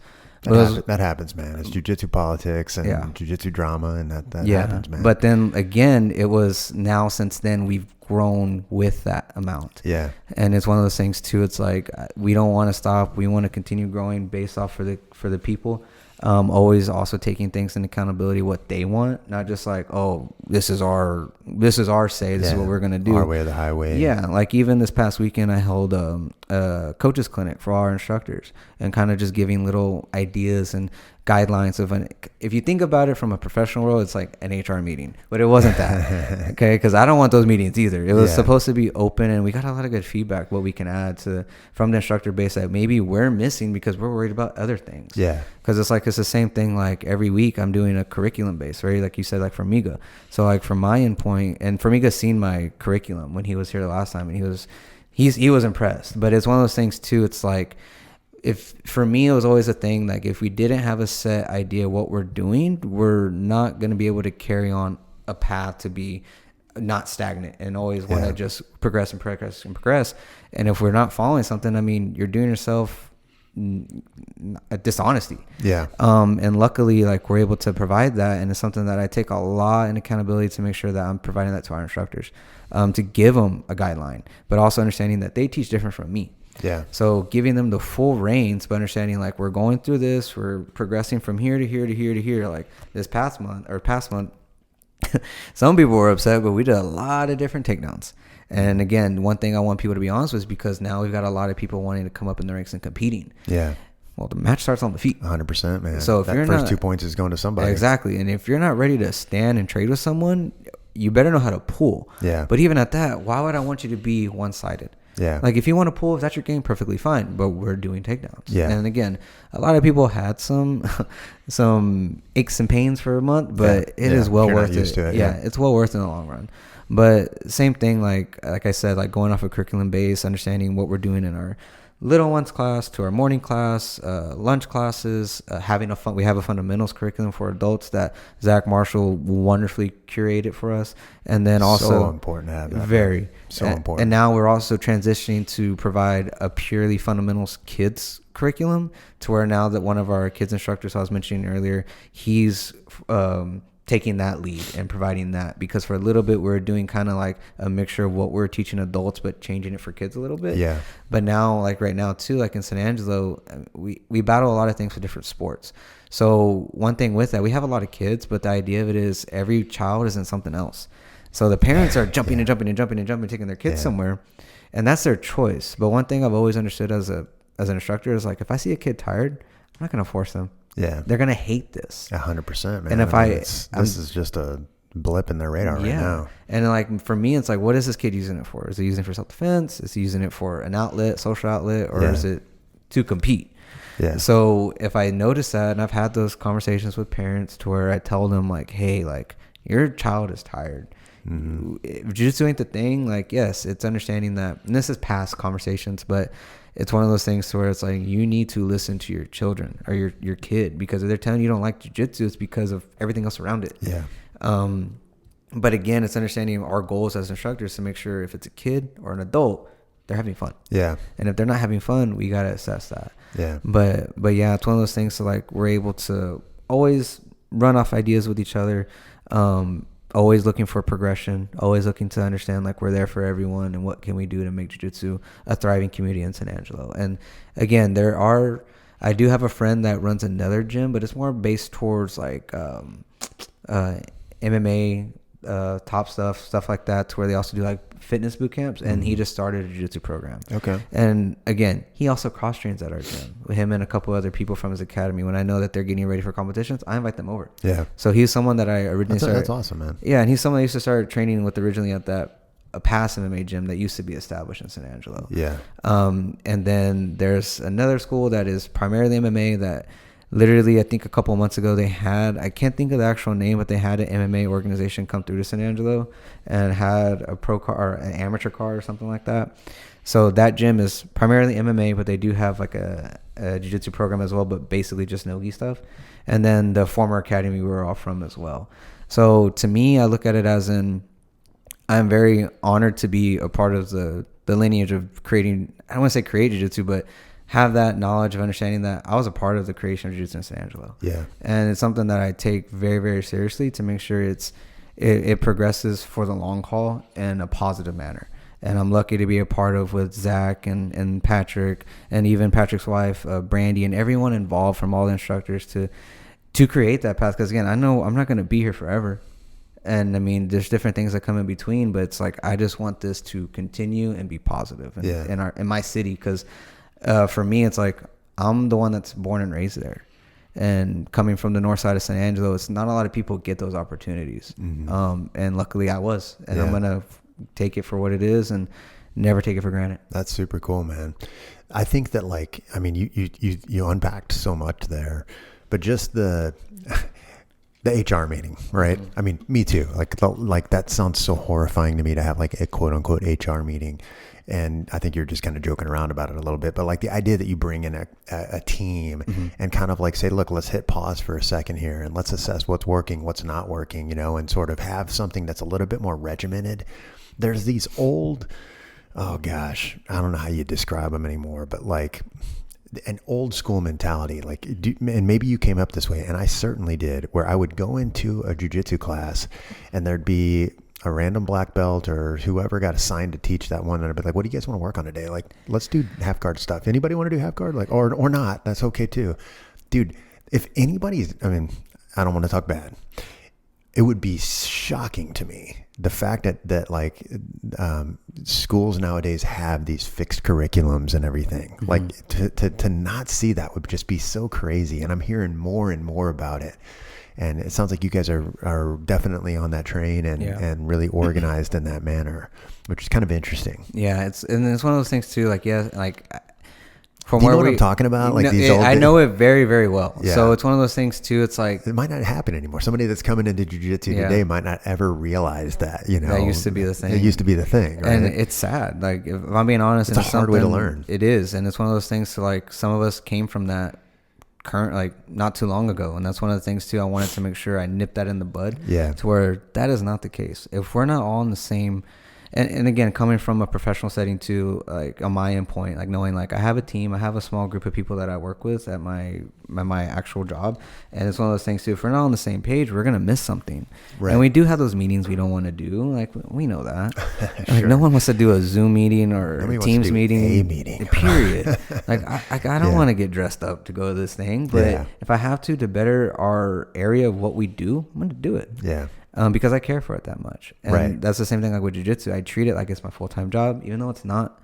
And it's one of those things too, like I feel like if people take their work life like that, they'll be much happier, but understanding the check and balances as well. And that's something too everyone has to work on. Like, even for myself, like, again, I'm a busy person, but even at that, I had to check myself to know like, hey, I have to go to this thing. I have to do this thing. My wife needs me here. If my wife needs me, I'm going. Like, but and then again, understanding that I'm lucky enough to be able to have a set group of people that I'm able to call upon to cover areas if I'm not able to teach a class. Right. And I'm very like blessed to have that, because I know like for Miga's case, maybe not, or some other people to where they're unable to get someone to cover classes and they miss a lot. Yeah. But I've also been in that area too, for where I used to teach, to where I never took a day off, and I remember missing nieces' birthdays, mother's birthdays. I haven't had a birthday in 7 years. I haven't, and I mean, it's maybe it means nothing to nobody, but like my wife, she loves me. She wants to celebrate my birthday. There's times where she's like tried, and like literally, I think this past one, like for 30, she was trying to do one. Yeah. And I just honestly, I told her, I was like, honestly, she's just gonna have to rush the gym. It sounds like. Yeah, and she was trying to find it, because I'm not a surprise guy. I hate him. I'm not a fan of him. And she knows that. You know, you're asking for a surprise by saying that. I know. But it's one of those things too. It's like I missed a lot, and I'm trying to make up for those things at times, or now currently. And I'm lucky to have the setting of people around me to. They also have things to where we're all helping each other. Yeah. And that's a beautiful thing. So you're in there 4 to 8. Is that a typical schedule for you at Redemption? Technically, yeah. Okay. So there's some days I go in right before, because like our evening classes start at 5:30. So there's 2 classes that run. That is early. Like, that's definitely San Angelo time. Yeah.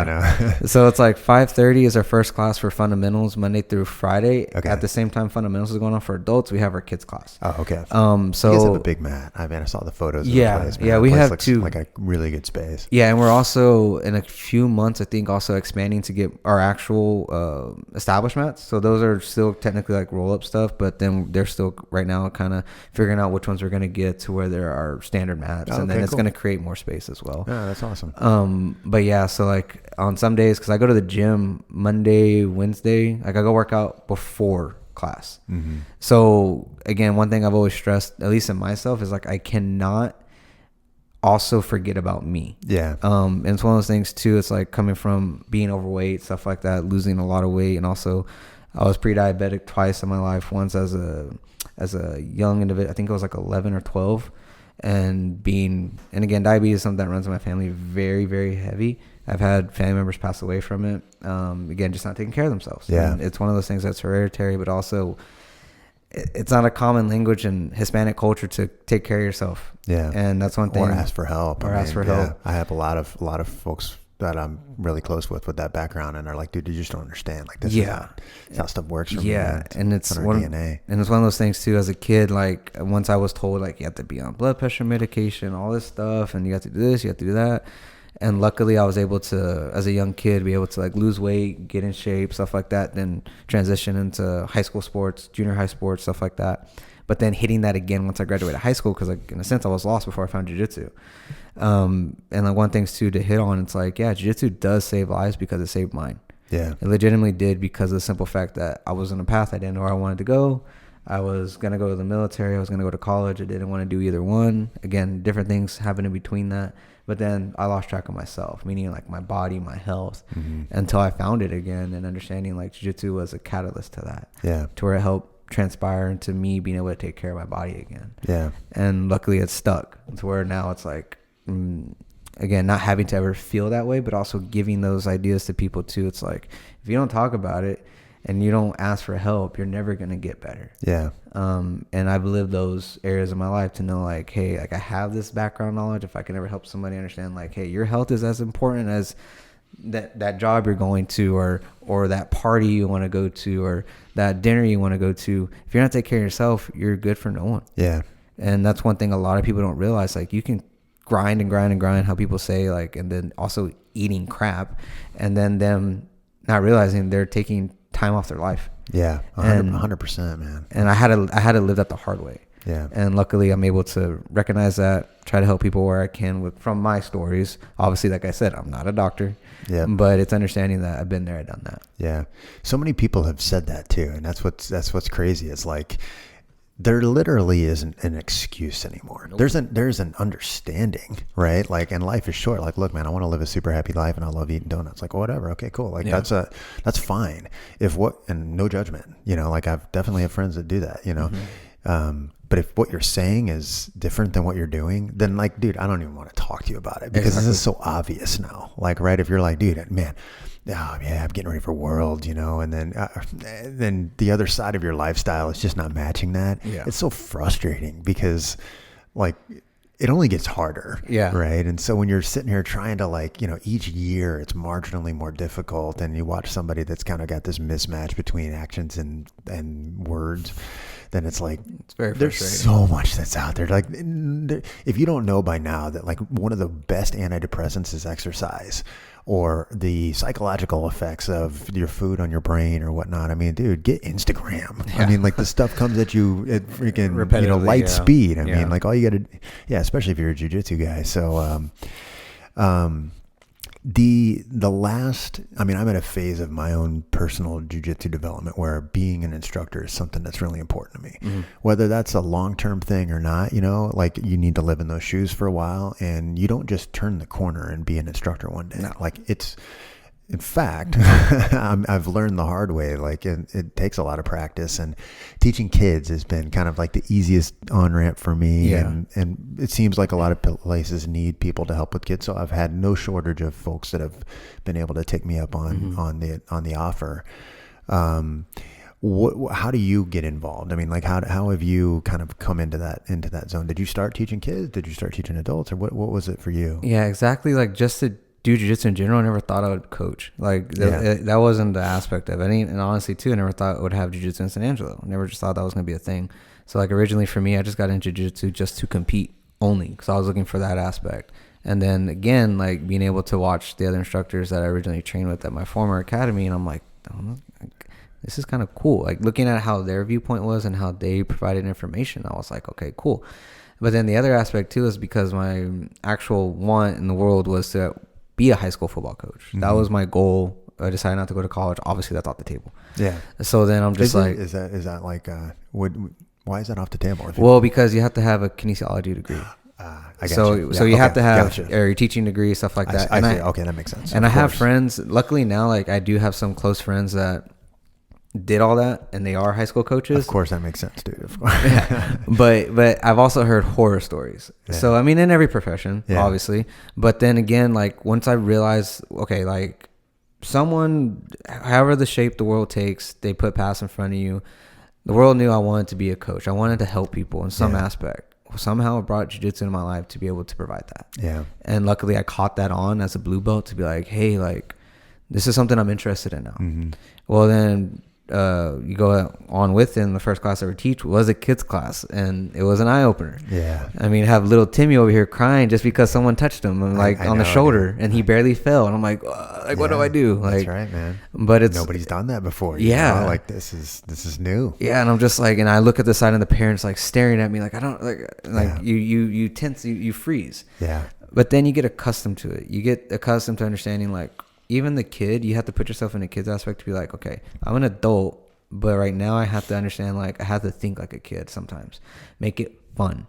If I don't make it fun, this child's going to hate everything about it. Yeah. And then I'm losing the idea of the passion of what jiu-jitsu is, and it's fun. It's fun to do these things that we do. Yeah. And it can be for the rest of your life, actually. Exactly. You know, and we've seen it unique. Yeah, and we've seen it true because, like, even right now, I think one of the oldest people, or the oldest person I have is like 62. In your gym? Mm-hmm. 62? And he's a white belt, but he is good for him. One of the most shredded 62-year-olds I've ever seen. Is that right? Yeah. Well, dude, his life's about to get even better. Yeah. And luckily, too, it's him and his son. His son's my age. He's 30, 31. Damn, that's so awesome. And they just started together a few months ago. So I love hearing that. Yeah. That gives me a little bit of a glimmer of hope. And it can happen, but it's the same thing with the kid, to where it's like, for me, it's like I saw that in a kid. I was very like, okay, I can do this. And then got into teaching adults, and then understanding like, okay, like how can we build jiu-jitsu in San Angelo? I was like, okay, I have to take off my competitor's hat and I have to become a coach. If I want to get this done, I have to be a coach. And I took it full force, head on, and with like-minded people at the time, and we were able to create the first Jiu-Jitsu Academy in San Angelo, the first established Jiu-Jitsu Academy in San Angelo. And then again, understanding, but now I still was in the prime of my young purple belt career, and I was like, well, crap, like I want to do all these competitions, this and do that, but then I have to teach this. I'm like, what do I do? Yeah, and you're working. And I'm working, and all these different things, and I'm like trying to have a social life, doing all these different things, mid-20s. And I'm just like, how do I make it work? And you find a way if you're passionate about it. Yeah. And luckily I was able to do that. And again, very happy and pleased the way I went through it. But I will say maybe for some, it's not for everyone. I'll be honest, because I have seen some instructors get into a phase to where they get stagnant and they don't like it anymore. Yeah. And that's understandable. But one thing I kind of realized too, as I gotten into this journey longer and longer, is a simple fact. Like, you have really good competitors, and I'm going to use a different idea to this too, or explanation. It's like, you have competitors that are really good at jiu-jitsu but aren't good coaches. Mm-hmm. Oh yeah, easy, dude. In every sport, and that's what I was gonna get at. In every sport. So if you look at it from a collegiate aspect, or let's say professional football or basketball, most of those coaches that are have championship caliber teams or have won championships as a coach has never won as a player. Mm-hmm. Or they never even went to that path, or they were at least around it. That's interesting. And that's, and that makes sense too. Look around. Exactly. And then it's the same thing to where you then, let's say an NBA champion becomes a head coach, and they go like 20-60 for the season. Yeah. Because they know how to be a coach. I mean, they don't know how to be a coach. They know how to be a great player, because some of them can also be players coaches, or coaches players, something. I can't remember the actual term, but it's one of the things to where they don't know how to hone in that skill because they're so infatuated with just doing the work as a player. Right. Or they're overly empathetic. And So it's something that I notice in jiu-jitsu a lot. And I'm not talking bad about anyone that I know, stuff like that. But it's reality, there. It's reality. It's reality. And that's something that I had to check myself in too. Because for me, I've always wanted, and I've competed against world champions. I've won against runner-ups and world champions, Pan Ams. I've lost to a bunch of them too. Mm-hmm. I've had pro fights. I've won some. I've lost some. But it's to understand, like, for me as a competitor, I had to see it one way. So, like, when I would get ready for competitions, and some of the students know this, to where I would, like, shut off. Like, I had to put my mindset in that frame. Similar to, like, way a boxer goes off and does a training camp for however long. Yeah. At least for me, I had to shut off in a way to where I can provide a work life, a teaching life, my competition life. I am zoned in. I don't go anywhere. I don't do anything. I don't call anyone. I don't text anyone. But if it's coaching related, we're good. But if it's about someone wanting to go out, like, again, I missed a lot of different things during this time, to where missing family birthdays, friends' birthdays, weddings, different stuff for me, anniversaries, me and my girlfriend at the time, but now wife. Like, she understood it because she knew how much I wanted to be, what I wanted to achieve in that time. Yeah. And it worked sometimes and it didn't. So it's one of those things too, where I've had to take that idea and be like, okay, do I want to be a great competitor or do I want to be a great coach? And at my life right now in this area, it's the coach, because I see the hunger in other people that I had and the want. Yeah. And that's what I'm really, really trying to hone in on as my coaching skill, but understand too that I still have some time. And once I can get it to establish to where I get everyone on the same ball, get the same, or everyone on the same idea, then I can throw myself back in there. Yeah. Because I still have things I want to accomplish.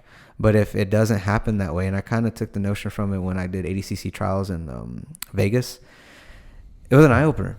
ADCC was the first thing I ever wanted to do. And then once I did all this stuff to where we were able to prepare differently and how big it gotten for the ADCC trials and to go on to the world championships, I was ready for it. I was primed and ready.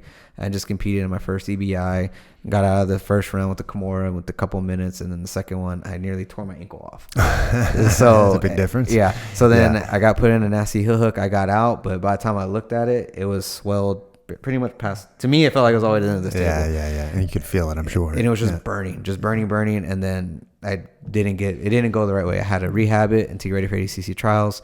And then it's one of those things too. I had a conversation with my wife, and she told me, and she was like, we're in the hotel room after ADCC trials, and she was like, this is the thing. We went to that tournament, just me and her. I didn't have my coach at the time. And again, this wasn't when I was under Formiga fully. I was under another individual. Mm-hmm. And I felt alone. And she was like, this is the thing. You're doing this still thinking about your students. Yeah. You're thinking about everyone else but yourself. And she was like, it's because you're meant to coach. Yeah. And she realized that. That's awesome, man. And to me, it's kind of like, it's trouble. Like, it's hard for me to say because I'm still trying to tell myself, like, hey, I got some time. Yeah. But I know the answer. Yeah. Like, it's something that I want to make sure I'm always progressing my jiu-jitsu for the students. And the one thing too, it's why I don't take any rounds off. I don't take training days. I don't take days off unless it's Sunday. My only day off from the gym is Sunday and Saturday, but I'm still working out on Saturdays. Mm-hmm. Like, I'm there at the academy Monday through Friday, but Saturday I do have one instructor that holds open mat. And Saturday I do, like, my wife also, she works full time in finances as well. So she works Monday through Friday. Saturday she does a lot of different crafting things. So, like, she builds furniture. That's cool, man. She'd get along really well with my wife. She loves that stuff. Yeah, dude. She's basically the next Joanna Gaines. Like, that's awesome, man. So, like, with her, like, it's the other thing. Like, I want to be able to be around for her because how much she's done for me in jiu-jitsu. Sure. So it's like, so on Saturdays, it's her time. Like, if she needs me to do this, do that, I'm her man, I'm her husband, I have to. So it's like, come Sunday, that's legitimately the only day I take a rest day. Mm-hmm. Or maybe go walk the dog or something like that. Or something more pleasurable. Yeah, something not too hard on the body. Yeah. Yeah. But it's one of those things. That's why, like, in training sessions, I don't take time off. If we're sparring, like right now, we got people getting ready for a competition next week too. The only time I take off is to make sure I'm assessing one round with all the students that are competing. Yeah. And it's because they need me to also train with them. They want that different look that they're not going to get at the level they're competing in because no one there is a black belt, at least in those classes, other than me, or some higher brown belts at the time that are in the class. So they want that look because to me, I've always seen it too, as a young belt, I never shied away from going against the higher belts because I wasn't afraid. Luckily, I got that idea, that notion that to be afraid of someone out of the way in high school playing football, as I was going against people that were already D1 commits. Yeah. And it was scary at times, but I was like, no, this ain't going to happen. And I carried it on. And that's one thing I want the students to understand that are at our academy, is to know that they can roll with the higher belts and be confident, because if they go and compete and they get a good round with the higher belt, that higher belt is not that person you're competing against on the day of the match. So you're getting a different whole outlook that you are prepared for. You just got to believe in it. Yeah, right. And you can win. And if you don't believe you can win, you're doing yourself not a favor. So all those hard training sessions you put in with different higher belts in class, translate it and make it worth your while and go have fun with it. Too many people will go in and they get so caught up in like, let me back up a little bit. If you want to make it long term, right, and you have any fear of going against a higher belt, like you've got to reassess your mindset, you know. And I mean, sometimes it's for a variety of different reasons, right? Like if you're in class and all you've got is, you know, blue belts that can beat you up and blue belts that you can beat up, then you need to shift the way that you're training with him. You know, like Formiga gave a good example when he was on the podcast, because he talked about there was a long period of time when that's all he had, you know, him, you know. And so like, how do you get good training that time? I start with them in rear naked choke, you know, I mean, or I start with them with a full extended arm bar or whatever the case may be, or with their grips that they want for a pass. Situational training. 100%, like something to step the game up and kind of try to even the playing field a little bit. But I had some good advice given to me at one point, and it was like, if you want to know whether or not jiu-jitsu is going to be for you or not, think about your drive home, you know. And if your drive home, the only thing you are assessing is how bad you got beat and how much you didn't like that, then like, dude, there's going to be a long road. Exactly. You know, I mean, nobody likes to lose, of course. Nobody likes to, you know, get kind of thrown around in training. But I mean, like, dude, it's going to happen. And you sort of need to kind of like welcome that into your environment as just a fact of it, you know. It's hard. Yeah. And luckily I've seen that work for a lot of people to where they're now on the other aspect of them doing that to someone else, but in a healthy manner, obviously in a positive way. But I literally had one of my brown belts talk about that to the students the other day, because someone asked him and he asked me if he could speak about it out loud in class. Like, yeah, like, go ahead. Yeah. And basically the same thing like Formiga said. And it's one of those things too, or like what you just said, to where if you don't look at it that way, it's going to be a long road. It is, man. It's just not going to be fun. You won't make it. You know, you and if you can't shift gears, then I mean, it might be good to kind of realize that now and save yourself a lot of ace bandages and icy hot. You know, you could do some damage that actually isn't worthwhile. Yeah, very true. The kids piece for me, man, has been. I mean, look, my kids are 23 and 18, you know, so like to work with a 4 or a 5-year-old is like another language. Yeah. And so, you know, there's a funny story on one of the episodes before this about like how I was using terminology that they might not know. Like I used the word perpendicular, you know, and it like blew the minds of every 5-year-old in there, you know, and my buddy's like, dude, they don't know geometry. Like you need to use like belly button to hip or something, you know, or like, and I'm like, okay, cool. Like, so there's a learning curve. Yeah, there's a learning curve.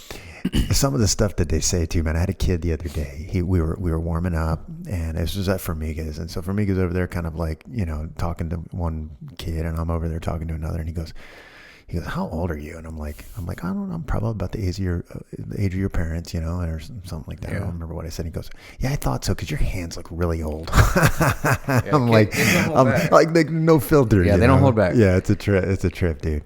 But some of the most rewarding moments, man, and we were talking a little bit about this before, but you know, just kind of sharing this little story. I had this moment this week where we have a little boy, and I think that this kid this is why I like it, because I know how bad he needs it, right? Like he doesn't have this outlet otherwise. He just doesn't have any of this sort of, like maybe he will at a future stage, but he was not quite ready for the big kids class. We put him in the little kids class, and you mentioned like little Timmy getting knocked on the shoulder and losing his mind. That's kind of how he is, a little fragile, right? And he's having fun again. He's having a good time. He's playing with his buddies. And then he gets stuck in a rear naked choke. And I just saw that look of terror on his eyes, dude, like, where it was like, no, it was like this just sad look. Like, I cannot believe this is happening to me. Like, I can't breathe. And to nurse him back to health and see him get back up on his feet. And after what would probably be like a terrible moment for him was something that was valuable. I like it. Yeah. Let's talk about balance a little bit, man. So like you talked a little bit about some time that you took away from the just training, right? Like you hurt your shoulder and whatnot. Like, have you ever, other than that, and maybe the answer is no, maybe I've just answered the question myself, but I mean, has there ever been any like strategic time off that you've taken so that you can kind of just like reassess where you're at with jiu-jitsu or let your body heal or anything like that? No. Is that just luck? I mean, is it, or not luck, but is it just the coincidence of the way your body has been, or is it just not something that you see as necessary in your journey? I think if you ask my wife, she's going to say something else where she thinks like my body needs a break. But to me, I've been lucky enough to know how to listen to my body. Yeah. Assess it, do different things if needed. But luckily, I never had to take a lot of time off or thought I needed to for a physical time reason, right? There was a time I remember when we first started doing jiu-jitsu in San Angelo and at Purple Belt, to where we were literally in a little room with not much bigger than where we're at now with just a mat. And we were trying to get people involved, and it was at Zach's establishment. And again, it was at the the Pint, pub yeah, or whatever. yeah. So he had an event room, and we laid some mats down that he purchased, and he was like, "We're trying to bring people in." This is my kind of pub. Yeah, and that was the idea, like to get people walking in. Like, what are y'all doing? I don't know. There's probably some thinking that needs to be now that I'm thinking about it. But it was a way to enter it in, right? Yeah. But then I was still training in Abilene at the time, and then there was a point where I knew I had to stay in San Angelo and just focus on that. And then it got to a point where I didn't think it was going to work, period. And I was like, man, maybe I could just do something different. So it wasn't towards like a physical issue. It was more like a mental issue. To where Maybe I was like, a little burnout. I was burnt out. Yeah, I can see that. Yeah, so it was a lot of different balancing acts, and I wasn't able to. And then luckily, again, talking about my now wife, then girlfriend, she kind of put me on the path, being like, you have to listen to your heart. Yeah. If you don't, because you're trying to stress your mind to go to Abilene, to come here, go back and forth, work, all those things, you need to put yourself in one spot. Yeah. And that's what I did. And then it grew from there. And that worked out. But then the other time too is like kind of going to what happened a few months ago when we left the academy we're all at. Yeah. And a lot of people do know this inside of our academy, but some people may not. But it was one of those things too, to where I was very upset with how everything happened. Yeah. And it was something that I helped create, to where the issues, the reasons why people left and why I left weren't being heard. And it was one of those things too. It's like, it's hard to leave something you helped build. Yeah. And because you thought you did everything right. And in retrospect, maybe you did, but there's things that you could have saw that you didn't see because you're just blind to it. Yeah, sure, man. And it was one of those things to where sample bias, man, confirmatory bias, things that you want to be true that just aren't, like people get blinders, man. Yeah. And then because at the end of the day, for me, I was only worrying about jiu-jitsu. Mm-hmm. I was just worried about the students. I was worried about providing a good place, and someone else wasn't, right? So going into that too, whenever we all decided to leave and do different things, I honestly thought too, and another conversation with my wife, I thought I had just got my black belt. And this is different, right? You get your black belt, it's like, oh, it's another world now, right? Like some people say, like when you get your black belt, every belt's a new journey, right? And black belt's the biggest one almost. So going into that, and after all that separation happened, I was thinking like, I kind of just want to give it up. I was burnt out from all drama. Yeah. And thinking in my head, like, man, like I can do a lot of different things. I love jiu-jitsu. Going into 10 years, I was like, maybe this is done. Like I was that burnt out mentally. And again, she told me, she was like, but guess what? You leave now, meaning you leave the students, meaning she was like, you quit doing jiu-jitsu now. You're leaving all those people you told to push through things. Yeah. And she was like, and they need you. And luckily, again, like with Patrick and Zach and a couple other people that we try to band together to create redemption from the original point, I listened to my wife, and because of her, I was like, okay, no, I got to stay on this path because other people are counting on me. Yeah. And I don't want to leave them in the dust. Yeah. And so like for me, it's always been more mental things other than physical with balancing acts, to where if I had to take time off. But yeah, and that's why I tell people now, like you're going to get burnt out physically and mentally, but you have to check yourself, checks and balances. And I kind of do tell people, not everyone has a good support system, which is understandable. But if you have that support system, you need to listen to it. Yeah. And luckily, I do have one with my wife and other close friends and family. And everyone heard me out. And I know to this point, I made the best decision in my jiu-jitsu career to go a different route. Yeah. And with great people. Yeah, it sounds like it. Going back to redemption then, I guess, and I wanted to ask you about this and I kind of forgot, but like you guys for reasons that, you kind of, alluded to, made a shift. in some ways, man, a fresh start is sometimes a good thing. Exactly. Yeah. Were there any, for like aspiring academy owners or whatnot that are out there, or for current academy owners, were there any, and aside from the cultural issues and the things that just sort of like obvious downsides of whatever occurred, you guys had a chance to get a little bit of a do-over. Were there any like big aha moments as you rebuilt the gym? I mean, that you guys just changed? Was there a cultural shift? Was there something like in the schedule or something physical that happened, or that you guys said like, this is redemption won't be this, it will be this, or whatever, you know? Yeah, pretty much what you just said. It was all of that. So it was making sure like we don't make mistakes that people were blind to. Yeah, you had a good starting, you know, a good opportunity in a way. So it was like the perfect, but it was unfortunate, but again, being able to have a redo and being able to understand that we can do this in our eyes right. Yeah. And luckily we're all people that have the same mindset.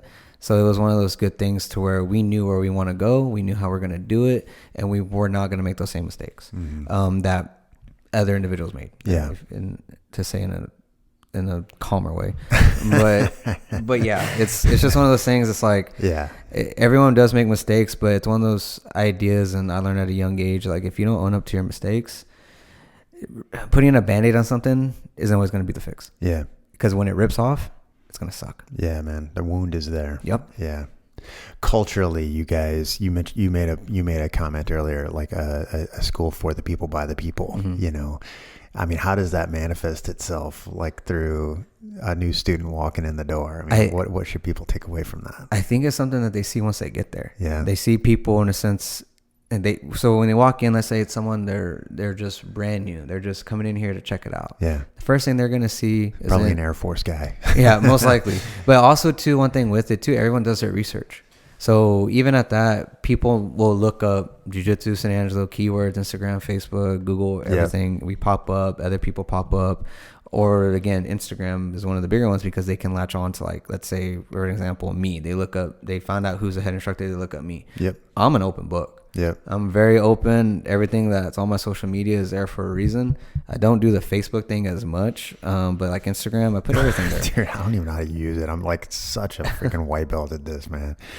Yeah, it's I think I don't even remember. The only thing I don't use is Snapchat. I'm trying. Yeah. But that's how you and I connected, was Instagram. True, right? Because again, you put something out there in the atmosphere that I latched onto. Yeah. And it was something that I appreciate. So anything, again, social media can be a positive thing and can be a negative thing. But the more positivity we put out there kind of overshadows the negative, but we always know the negatives there. Yeah. But yeah, like the first thing someone's going to see on their first day walking in, if they haven't done their research, is someone at the front desk that also trains jiu-jitsu, can give you a full guidance of understanding what you're walking into. And we have a wonderful staff member for that. That's awesome. Then having the first mat area you see is the kids. So you see kids laughing, having fun, but also being serious. And then you go down to the other side if you're walking in there during the adult fundamentals and you see a plethora of different people. Because that's the fun thing about it, is the simple fact that you don't know what these people do for a living. We have cops, we have SWAT people, we have lawyers, we have teachers, we have stay-at-home mom, stay-at-home dad, military, retired military, college students, high school students. We have everyone. And to me, it's wonderful because there's no hierarchy in the sense of, because this person is a cop, they look at this other person different because they're a blue-collar worker. Yeah. Or whatever the case is. Yeah. And it's one of those things that's a beautiful atmosphere that I feel like is in a lot of academies, but it's not talked about a lot. Yeah. And it's always cool because everyone has a different walk of life. People may hear this podcast and be like, well, I didn't know that about Coach Conrad or so-and-so. And it's a great thing because it lets you know that everyone, again, is a human.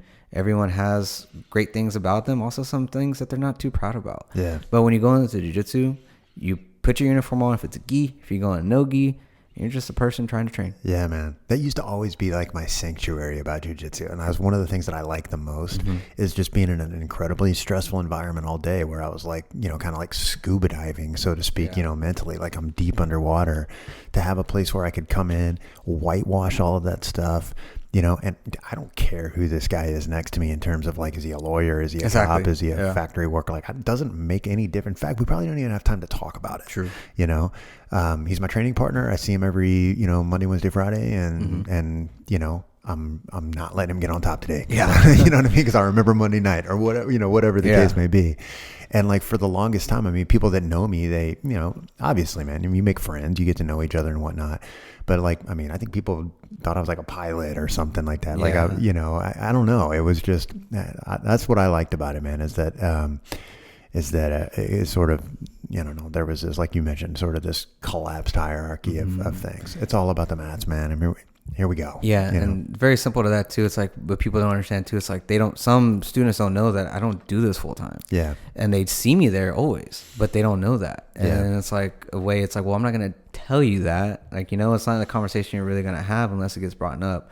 But even at that, to the point of knowing like, it's because once you're passionate about something, you care about something, you're going to do everything you can to make sure everyone else is the same, not the same way, but they know you care. Yeah.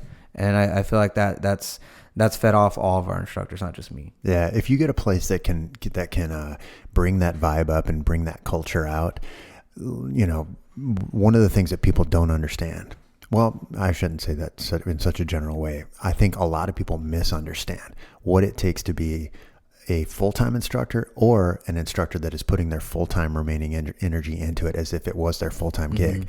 Because people go in there for a class, and this is the way it's supposed to work, by the way. So this isn't a criticism. Like if you go to jiu-jitsu, it should be a good time and a good enjoyable time, or you probably won't last. Exactly. But you go in there and this is like maybe a highlight of your day, just like going to the gym. Like, man, cool. I can't wait to get my hour of training in.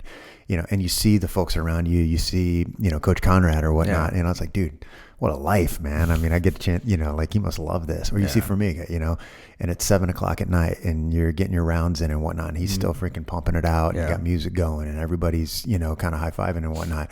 Dude, he's been up since 6:00 to teach the other class. He had 3 privates in between. He had pro training right after that. Then he had to get ready for the kids class. And, it's a lot. It's a lot, and so, anyway, it sounds like you guys got a really good vibe down there. And honestly, man, I can't wait to come down and check it out. It'd be great.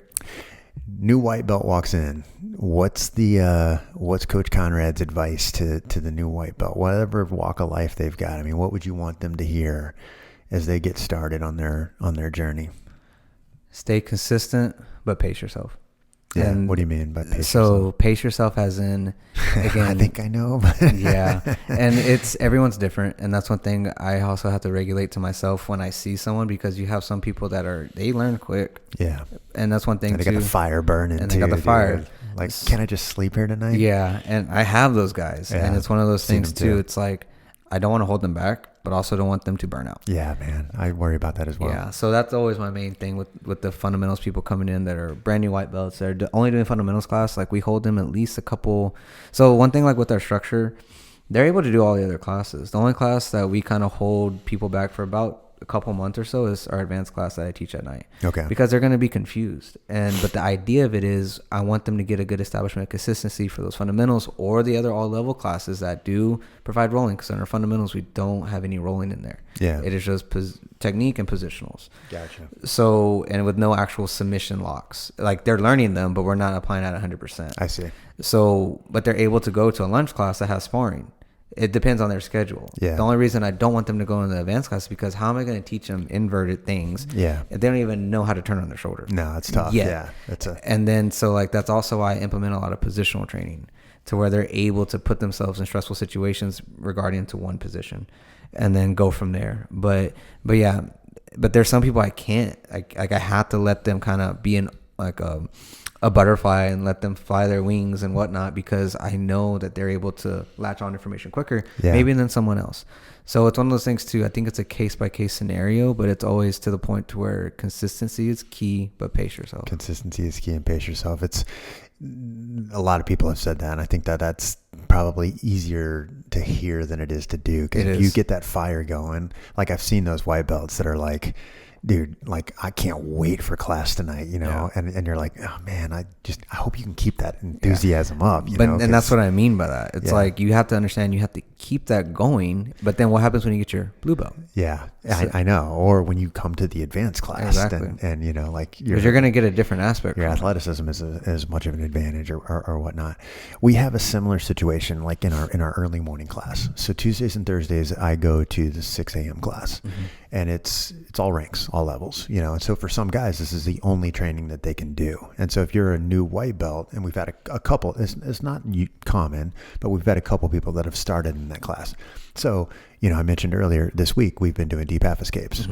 Think how much there is before you get to that, right? So if you're a brand new white belt, like, I mean, what is deep? Why does it even exist? How'd you get there? Yeah. And then how did you get there? You know? So, I mean, there's this learning curve that goes into it. But I like the message on consistency.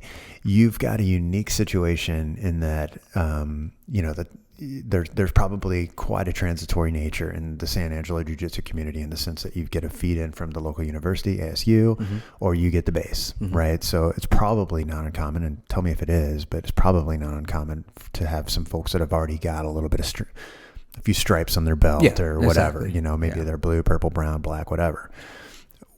What is it like for those guys to come into your environment, or what advice would you have for them? I think one thing that I don't want to say I pride myself on, is just being open and understanding that we're all come from different areas, and understand, like, if we have a military person coming in, they're going to feel that presence because we already have military presence there. Yeah. So they already, and that's kind of funny too, because we have military people there, and then they see someone, they recognize them, like, oh, that's one of my students. Like whatever they're doing at the base or whatnot. Yeah. So I've had that happen, and I know that's interesting. Well, then the other, especially if there's a rank issue. Well, that's what I'm getting at. So it's like, and again, I don't understand none of that stuff until they bring it up, because then I have a white belt that's starting, but technically they're not supposed to be doing activities like this. Oh, I see. And then they're sergeant or something. Yeah, there'd be any restrictions. But there is. That's the other thing. So it's like, and I didn't know that stuff. Whoops. But then like their boss, quote unquote boss, is there, and they're like, well, you don't say nothing, I don't say nothing, because they know what it's doing for them. Yeah. And so it's like they know it's something constructive, and it's going to keep them in shape, and they're going to have fun with it because they fell in love with it. Yeah. And that's coming in from an aspect, let's say, of a military member that's brand new, versus we have military members there that are here for a couple of years.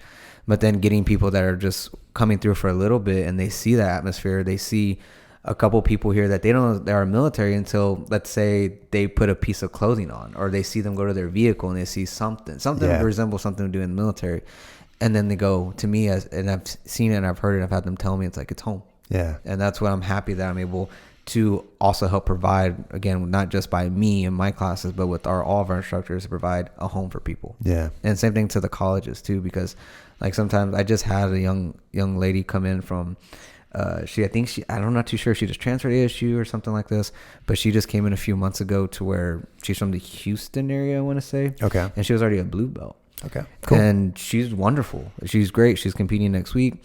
But then like the other day she had asked me too about her game, because she said ever since she's came here, she thought she was better at guard. And she was a good lapel player, but she's saying like now it was being very troublesome to her to get to guard because it's hard for her to pass people's guards here. I see. And I'm like, that's great, but why do you feel uncomfortable? And she was like, well, it's just because they get to it first. I'm like, because you're not shooting your shot first. And if once you get to that point, you'll be able to have those resembles of where your old academy was, to be able to hit different lapel guards or different weave positions, stuff like that, lasso, spider guard, whatever, to play your game, because she's a tall individual. And I'm like, you have to remember, if you do not get in that place first, the other person's winning. Yeah. They're establishing their game before you. Yeah. Now, if you fix it, this is the thing. Now you've been working on your passing. So now you're making your passing stronger. Yeah. Even if you feel like you're not, you're making it better. Yeah. So just, again, the consistency thing. Yeah. It's always whatever, if you're playing top or bottom, and I tell students too, it's like some days we'll go over curriculum, like this past week was takedowns, or for the month was takedowns. But when we're doing rounds, and a month of takedowns, yeah, and it's a little much for some, but it's needed. That's cool. No, I agree. Yeah, I can definitely benefit. Yeah. And what's crazy is, then whenever we start the rounds, I see people pulling different just different trips. We're going off a judo series for a little bit. Okay. And now I'm seeing people doing those inside hook trips and everything like that, man, just live. And I'm like, see, it works. You got to trust it. It works. I know. It's a high tax to pay, man, to get to the point where you're confident with it. Yeah. Man. Yeah. It is. Especially when people are there. Again, you think jiu-jitsu gets to the ground, but start standing. Yeah, 100%. Like the first 2 points, man. I mean, who's going to get it? Exactly. You know? Yeah. But yeah, I think it's one of those things too. Anybody just coming in, they get the atmosphere, they see it, they feel it, and then that's what keeps them coming back. Once again, like the benefit of cross training, right? Yes. You know, Yeah. like, I mean, like every school's probably, not that there's not well-rounded, of course, but like I know every place that I've gone, I've noticed a trend, you know, and like things that have just kind of cleaned stuff up, stuff that I just got away with at another school. Like this was their thing. I can think of a ton of examples, but like, I mean, getting different training partners in front of you, I mean, you're going to inevitably clean things up. Kind of coming towards the end a little bit here. Going back to a new white belt walks in, a new purple belt walks in that had been taking some time off or whatnot. Like everybody's got a journey, right? And I want people to be able to connect the dots on how their journey might unfold, or even making sense of things that have happened so far. Have you, in your upbringing as a jiu-jitsu fighter, did you ever find that you had like some plateaus or some periods where like, look, I'm not sure if I'm going to get to the next level, or like, you know, why can't I improve or whatnot?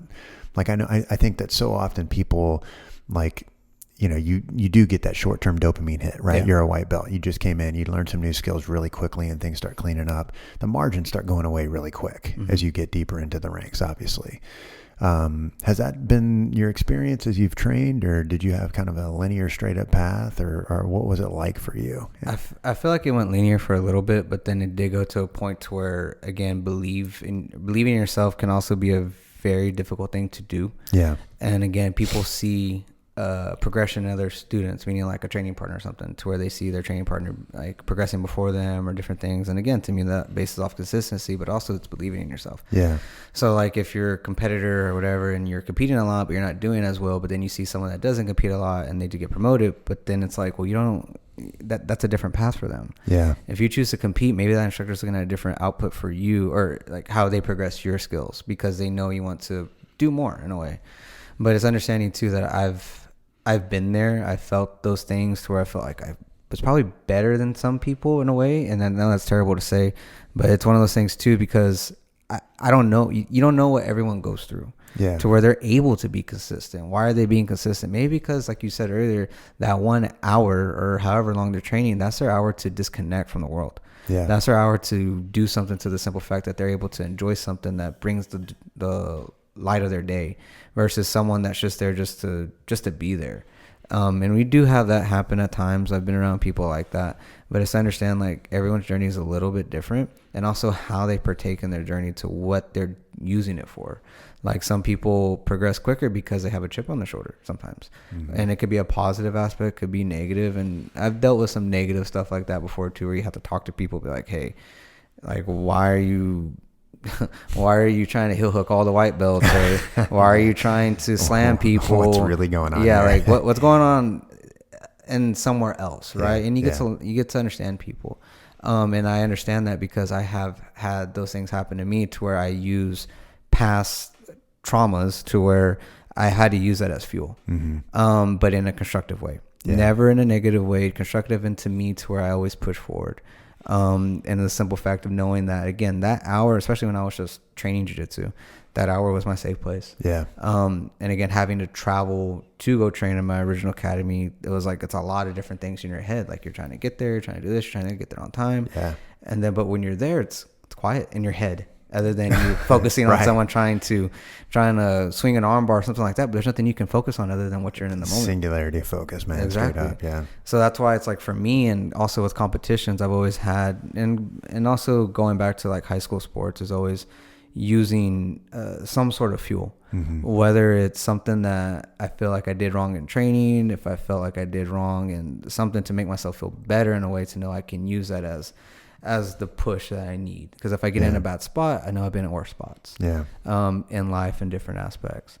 So it's just in the sense of knowing that you can always push forward, but always understand you have to have a why. If you don't have a why, there's no point. Like, so much, man. If you do not have a why to what you do day in and day out, and to use myself as an example with like what I have to do day in and out to do it at a level that I want to succeed, my why is very big. So it's like, if I go to the adult, just to understand like, hey, this person wants to do jiu-jitsu, they have fun with it, this is their thing, or they want to be a competitor, how can I help them on that end? Let me do all I can. Versus a teenager, maybe they're not good at football, basketball, soccer, whatever. This is their outlet. Maybe they're just doing it for fun, but maybe they want to compete. How can I help them realize that they can get this done correctly and to a point that they can be a very high active competitor? And take that and run with it, because there's kids that do this full time. I know I have some homeschool kids that all they do is train jiu-jitsu. Yeah, we've got a couple as well. Yeah, and that's what I'm saying. Like, that wasn't a thing when I started in 2013, and nor would I ever think that would be a thing that parents would do. But it's there, right? And then also with the younger kids, knowing, like, in a sense, like, we're there as an instructor, we're there as their coach, and we should be grateful that their parents are bringing them there for us to be able to give them some type of not activity but skill set to set them up for life, and in some shape aspect or whatever, because again, not every kid's gonna stick with it, but the idea is to understand that there's a lot of things that you learn by doing jiu-jitsu that can benefit you in life. And if I have that 1 hour with the kid, I'm gonna make sure I give them that 1 hour, all of me, to where it's like they're gonna get the best of me and all the instructors, to where they know they learned something constructive but also demanding on their body that they know they can push through things. Because if not, we're just setting up kids for, to me, I feel like if we baby kids in training at times, like, we have to be understanding. We can't, if little Timmy gets upset because someone, poor little Timmy, poor Timmy. But if Timmy's upset, had a rough day. If he gets upset for just because someone accidentally grabbed his hand, and we go, oh, like, let me take care of you, let me sit you out, get it, like, no, doing them no favors. And it's one of those things too, because sometimes these kids don't feel like they're being heard. And I've dealt with that with different things, to where, again, I wish when I was a kid someone would listen to me. Dealing with different aspects and different things, again, because, like, again, trust is very big, especially if you're teaching kids, but teaching anybody.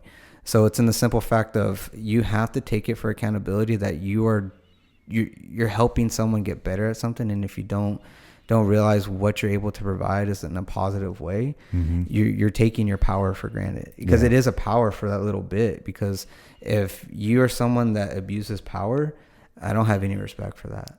And to the point that I have to know that if I have a kid here, to a teenager, to an adult, I have to give them my all, because I'm giving this power to be able to create a good environment. I got to make sure they see it through.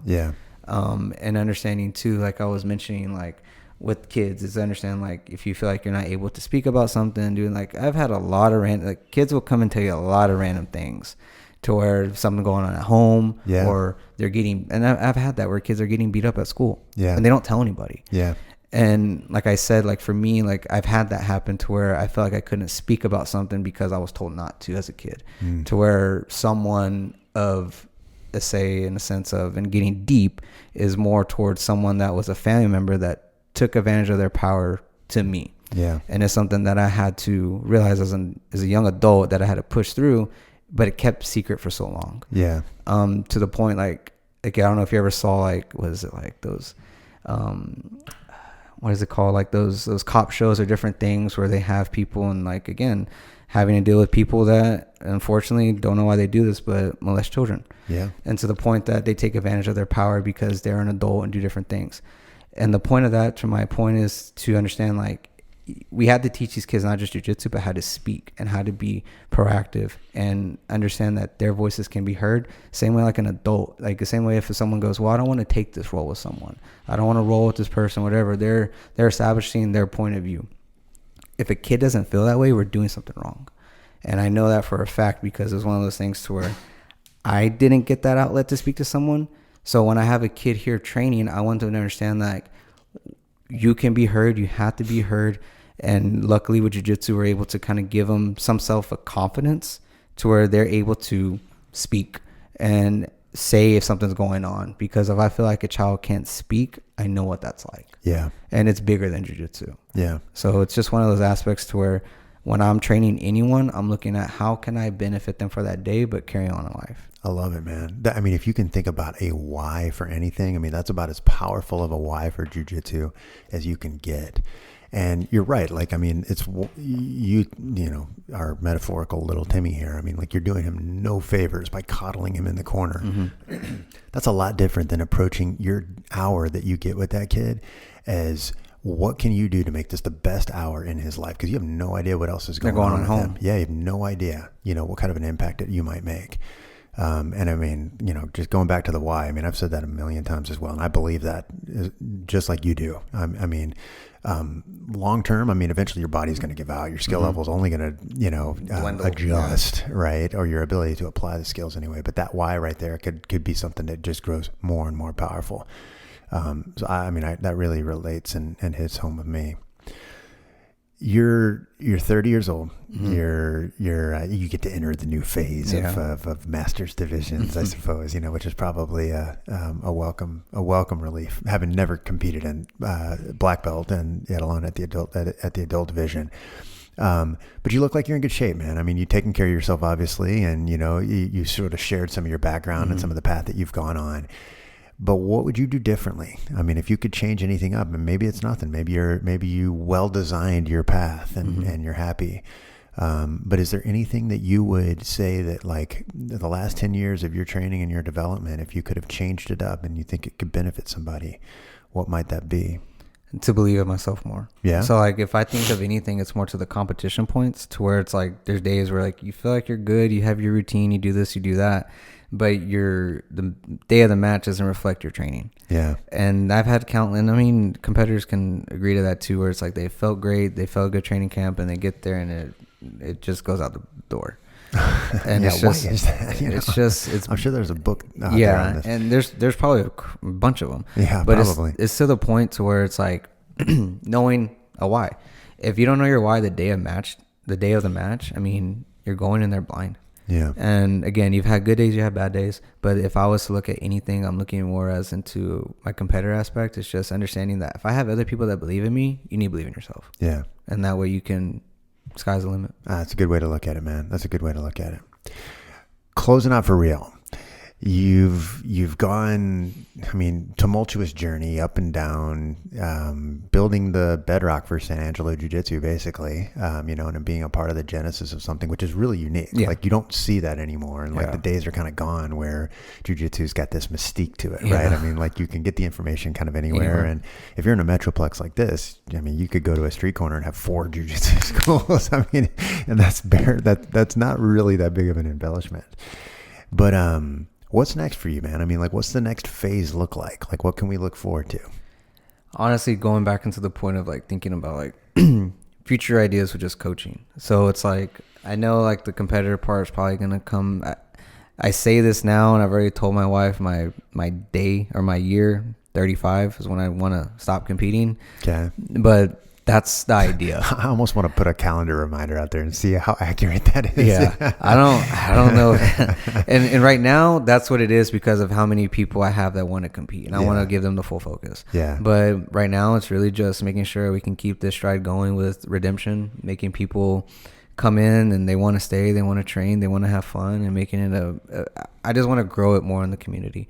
I want to make sure that people in San Angelo know that if you're a kid, if you're a teenager, if you're a young adult or an older individual, you can pick this up as anything for you. You can make it worth your while. You can have fun with it. You can compete in it. You cannot compete in it. And just go enjoy a different day of your life for an hour training jiu-jitsu. Yeah. And to know that we're there, we're going to be there. And to know that I have a little bit of part in that it's rewarding.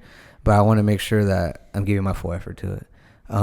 So like for me, the next few months, years, whatever, it's just growing, what community we've already built.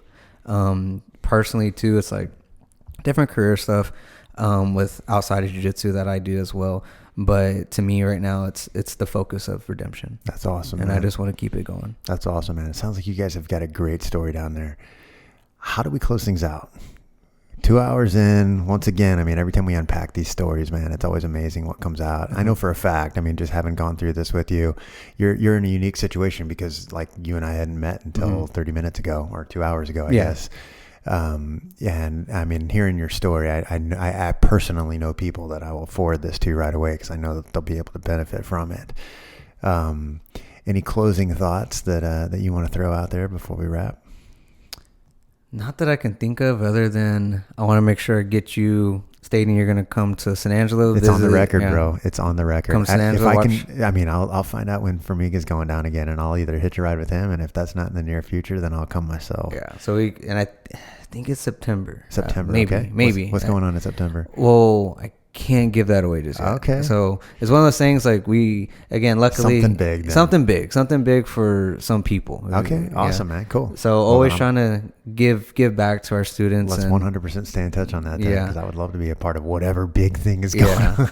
And then also like take you to maybe if it's during football season, take you to a football game. Something September like that would be, right? Yeah. Actually, yeah. Okay. Awesome, man. Right. So dude, that's it right there then. Do you guys have any good training on Saturdays? Yeah, we'll have an open mat. If it's not during the time of, like I say, if it's a seminar for Miga, definitely open mat. Fridays are always rocking and rolling. Yesterday, I think I had like 20 something people, and it's a Friday night, small town, right? Yeah. But even at that, Friday nights are tricky, man. They're tricky. I don't know why. That's honestly my favorite time to train. Yeah. On Friday night, because to me, I use this little term, and I post it on Instagram every now and then. Like I didn't do it last night, but I'll take pictures of class on Friday night and just caption Friday Night Lights. I love it. Yeah, I've seen it. Yeah. So it's fun because it's like, to me, like I have that aspect, I have that mentality from football. Yeah. Jiu-Jitsu isn't football. I understand that. But the mentality to be good at something, the mentality to want to be good at something carries over from any sport, any career path. If you don't try, you're not doing yourself justice. Yeah, 100%. So man, that's why I love it. I love training every day. I wish I could do it every single day. I do Monday through Friday, but still, it's one of those things. It's just, if anything, I can close out on with people is to understand, like, to you, thank you for bringing me on. I appreciate it. I hope I get to train with you. All been mine. Yeah. Even before then, if we can, I'll come back up here. Again, for anyone that ever is in the San Angelo area and a Double 5 affiliate or not, we're very welcoming to visitors, especially Double 5 people, but anyone that wants to come through, you're more than welcome to. And just again, we're just there to have a good times, good rolls, and have fun. That's awesome, man. That's awesome. Super. That's a good way to close things out. And the pleasure has been all mine. 100% we'll find a way to get rolls in before that, I'm sure. I got a feeling this isn't the last time that we'll either have you on or hear from you. And one of the key takeaways that I think I'll have from this is what you do is different than why you do it. And for those that are out there that are looking for a path into longevity or a way just to keep them on the mat just a little bit longer, then I think to distill down a very important point that Conrad put, find your why. And with that, we are out.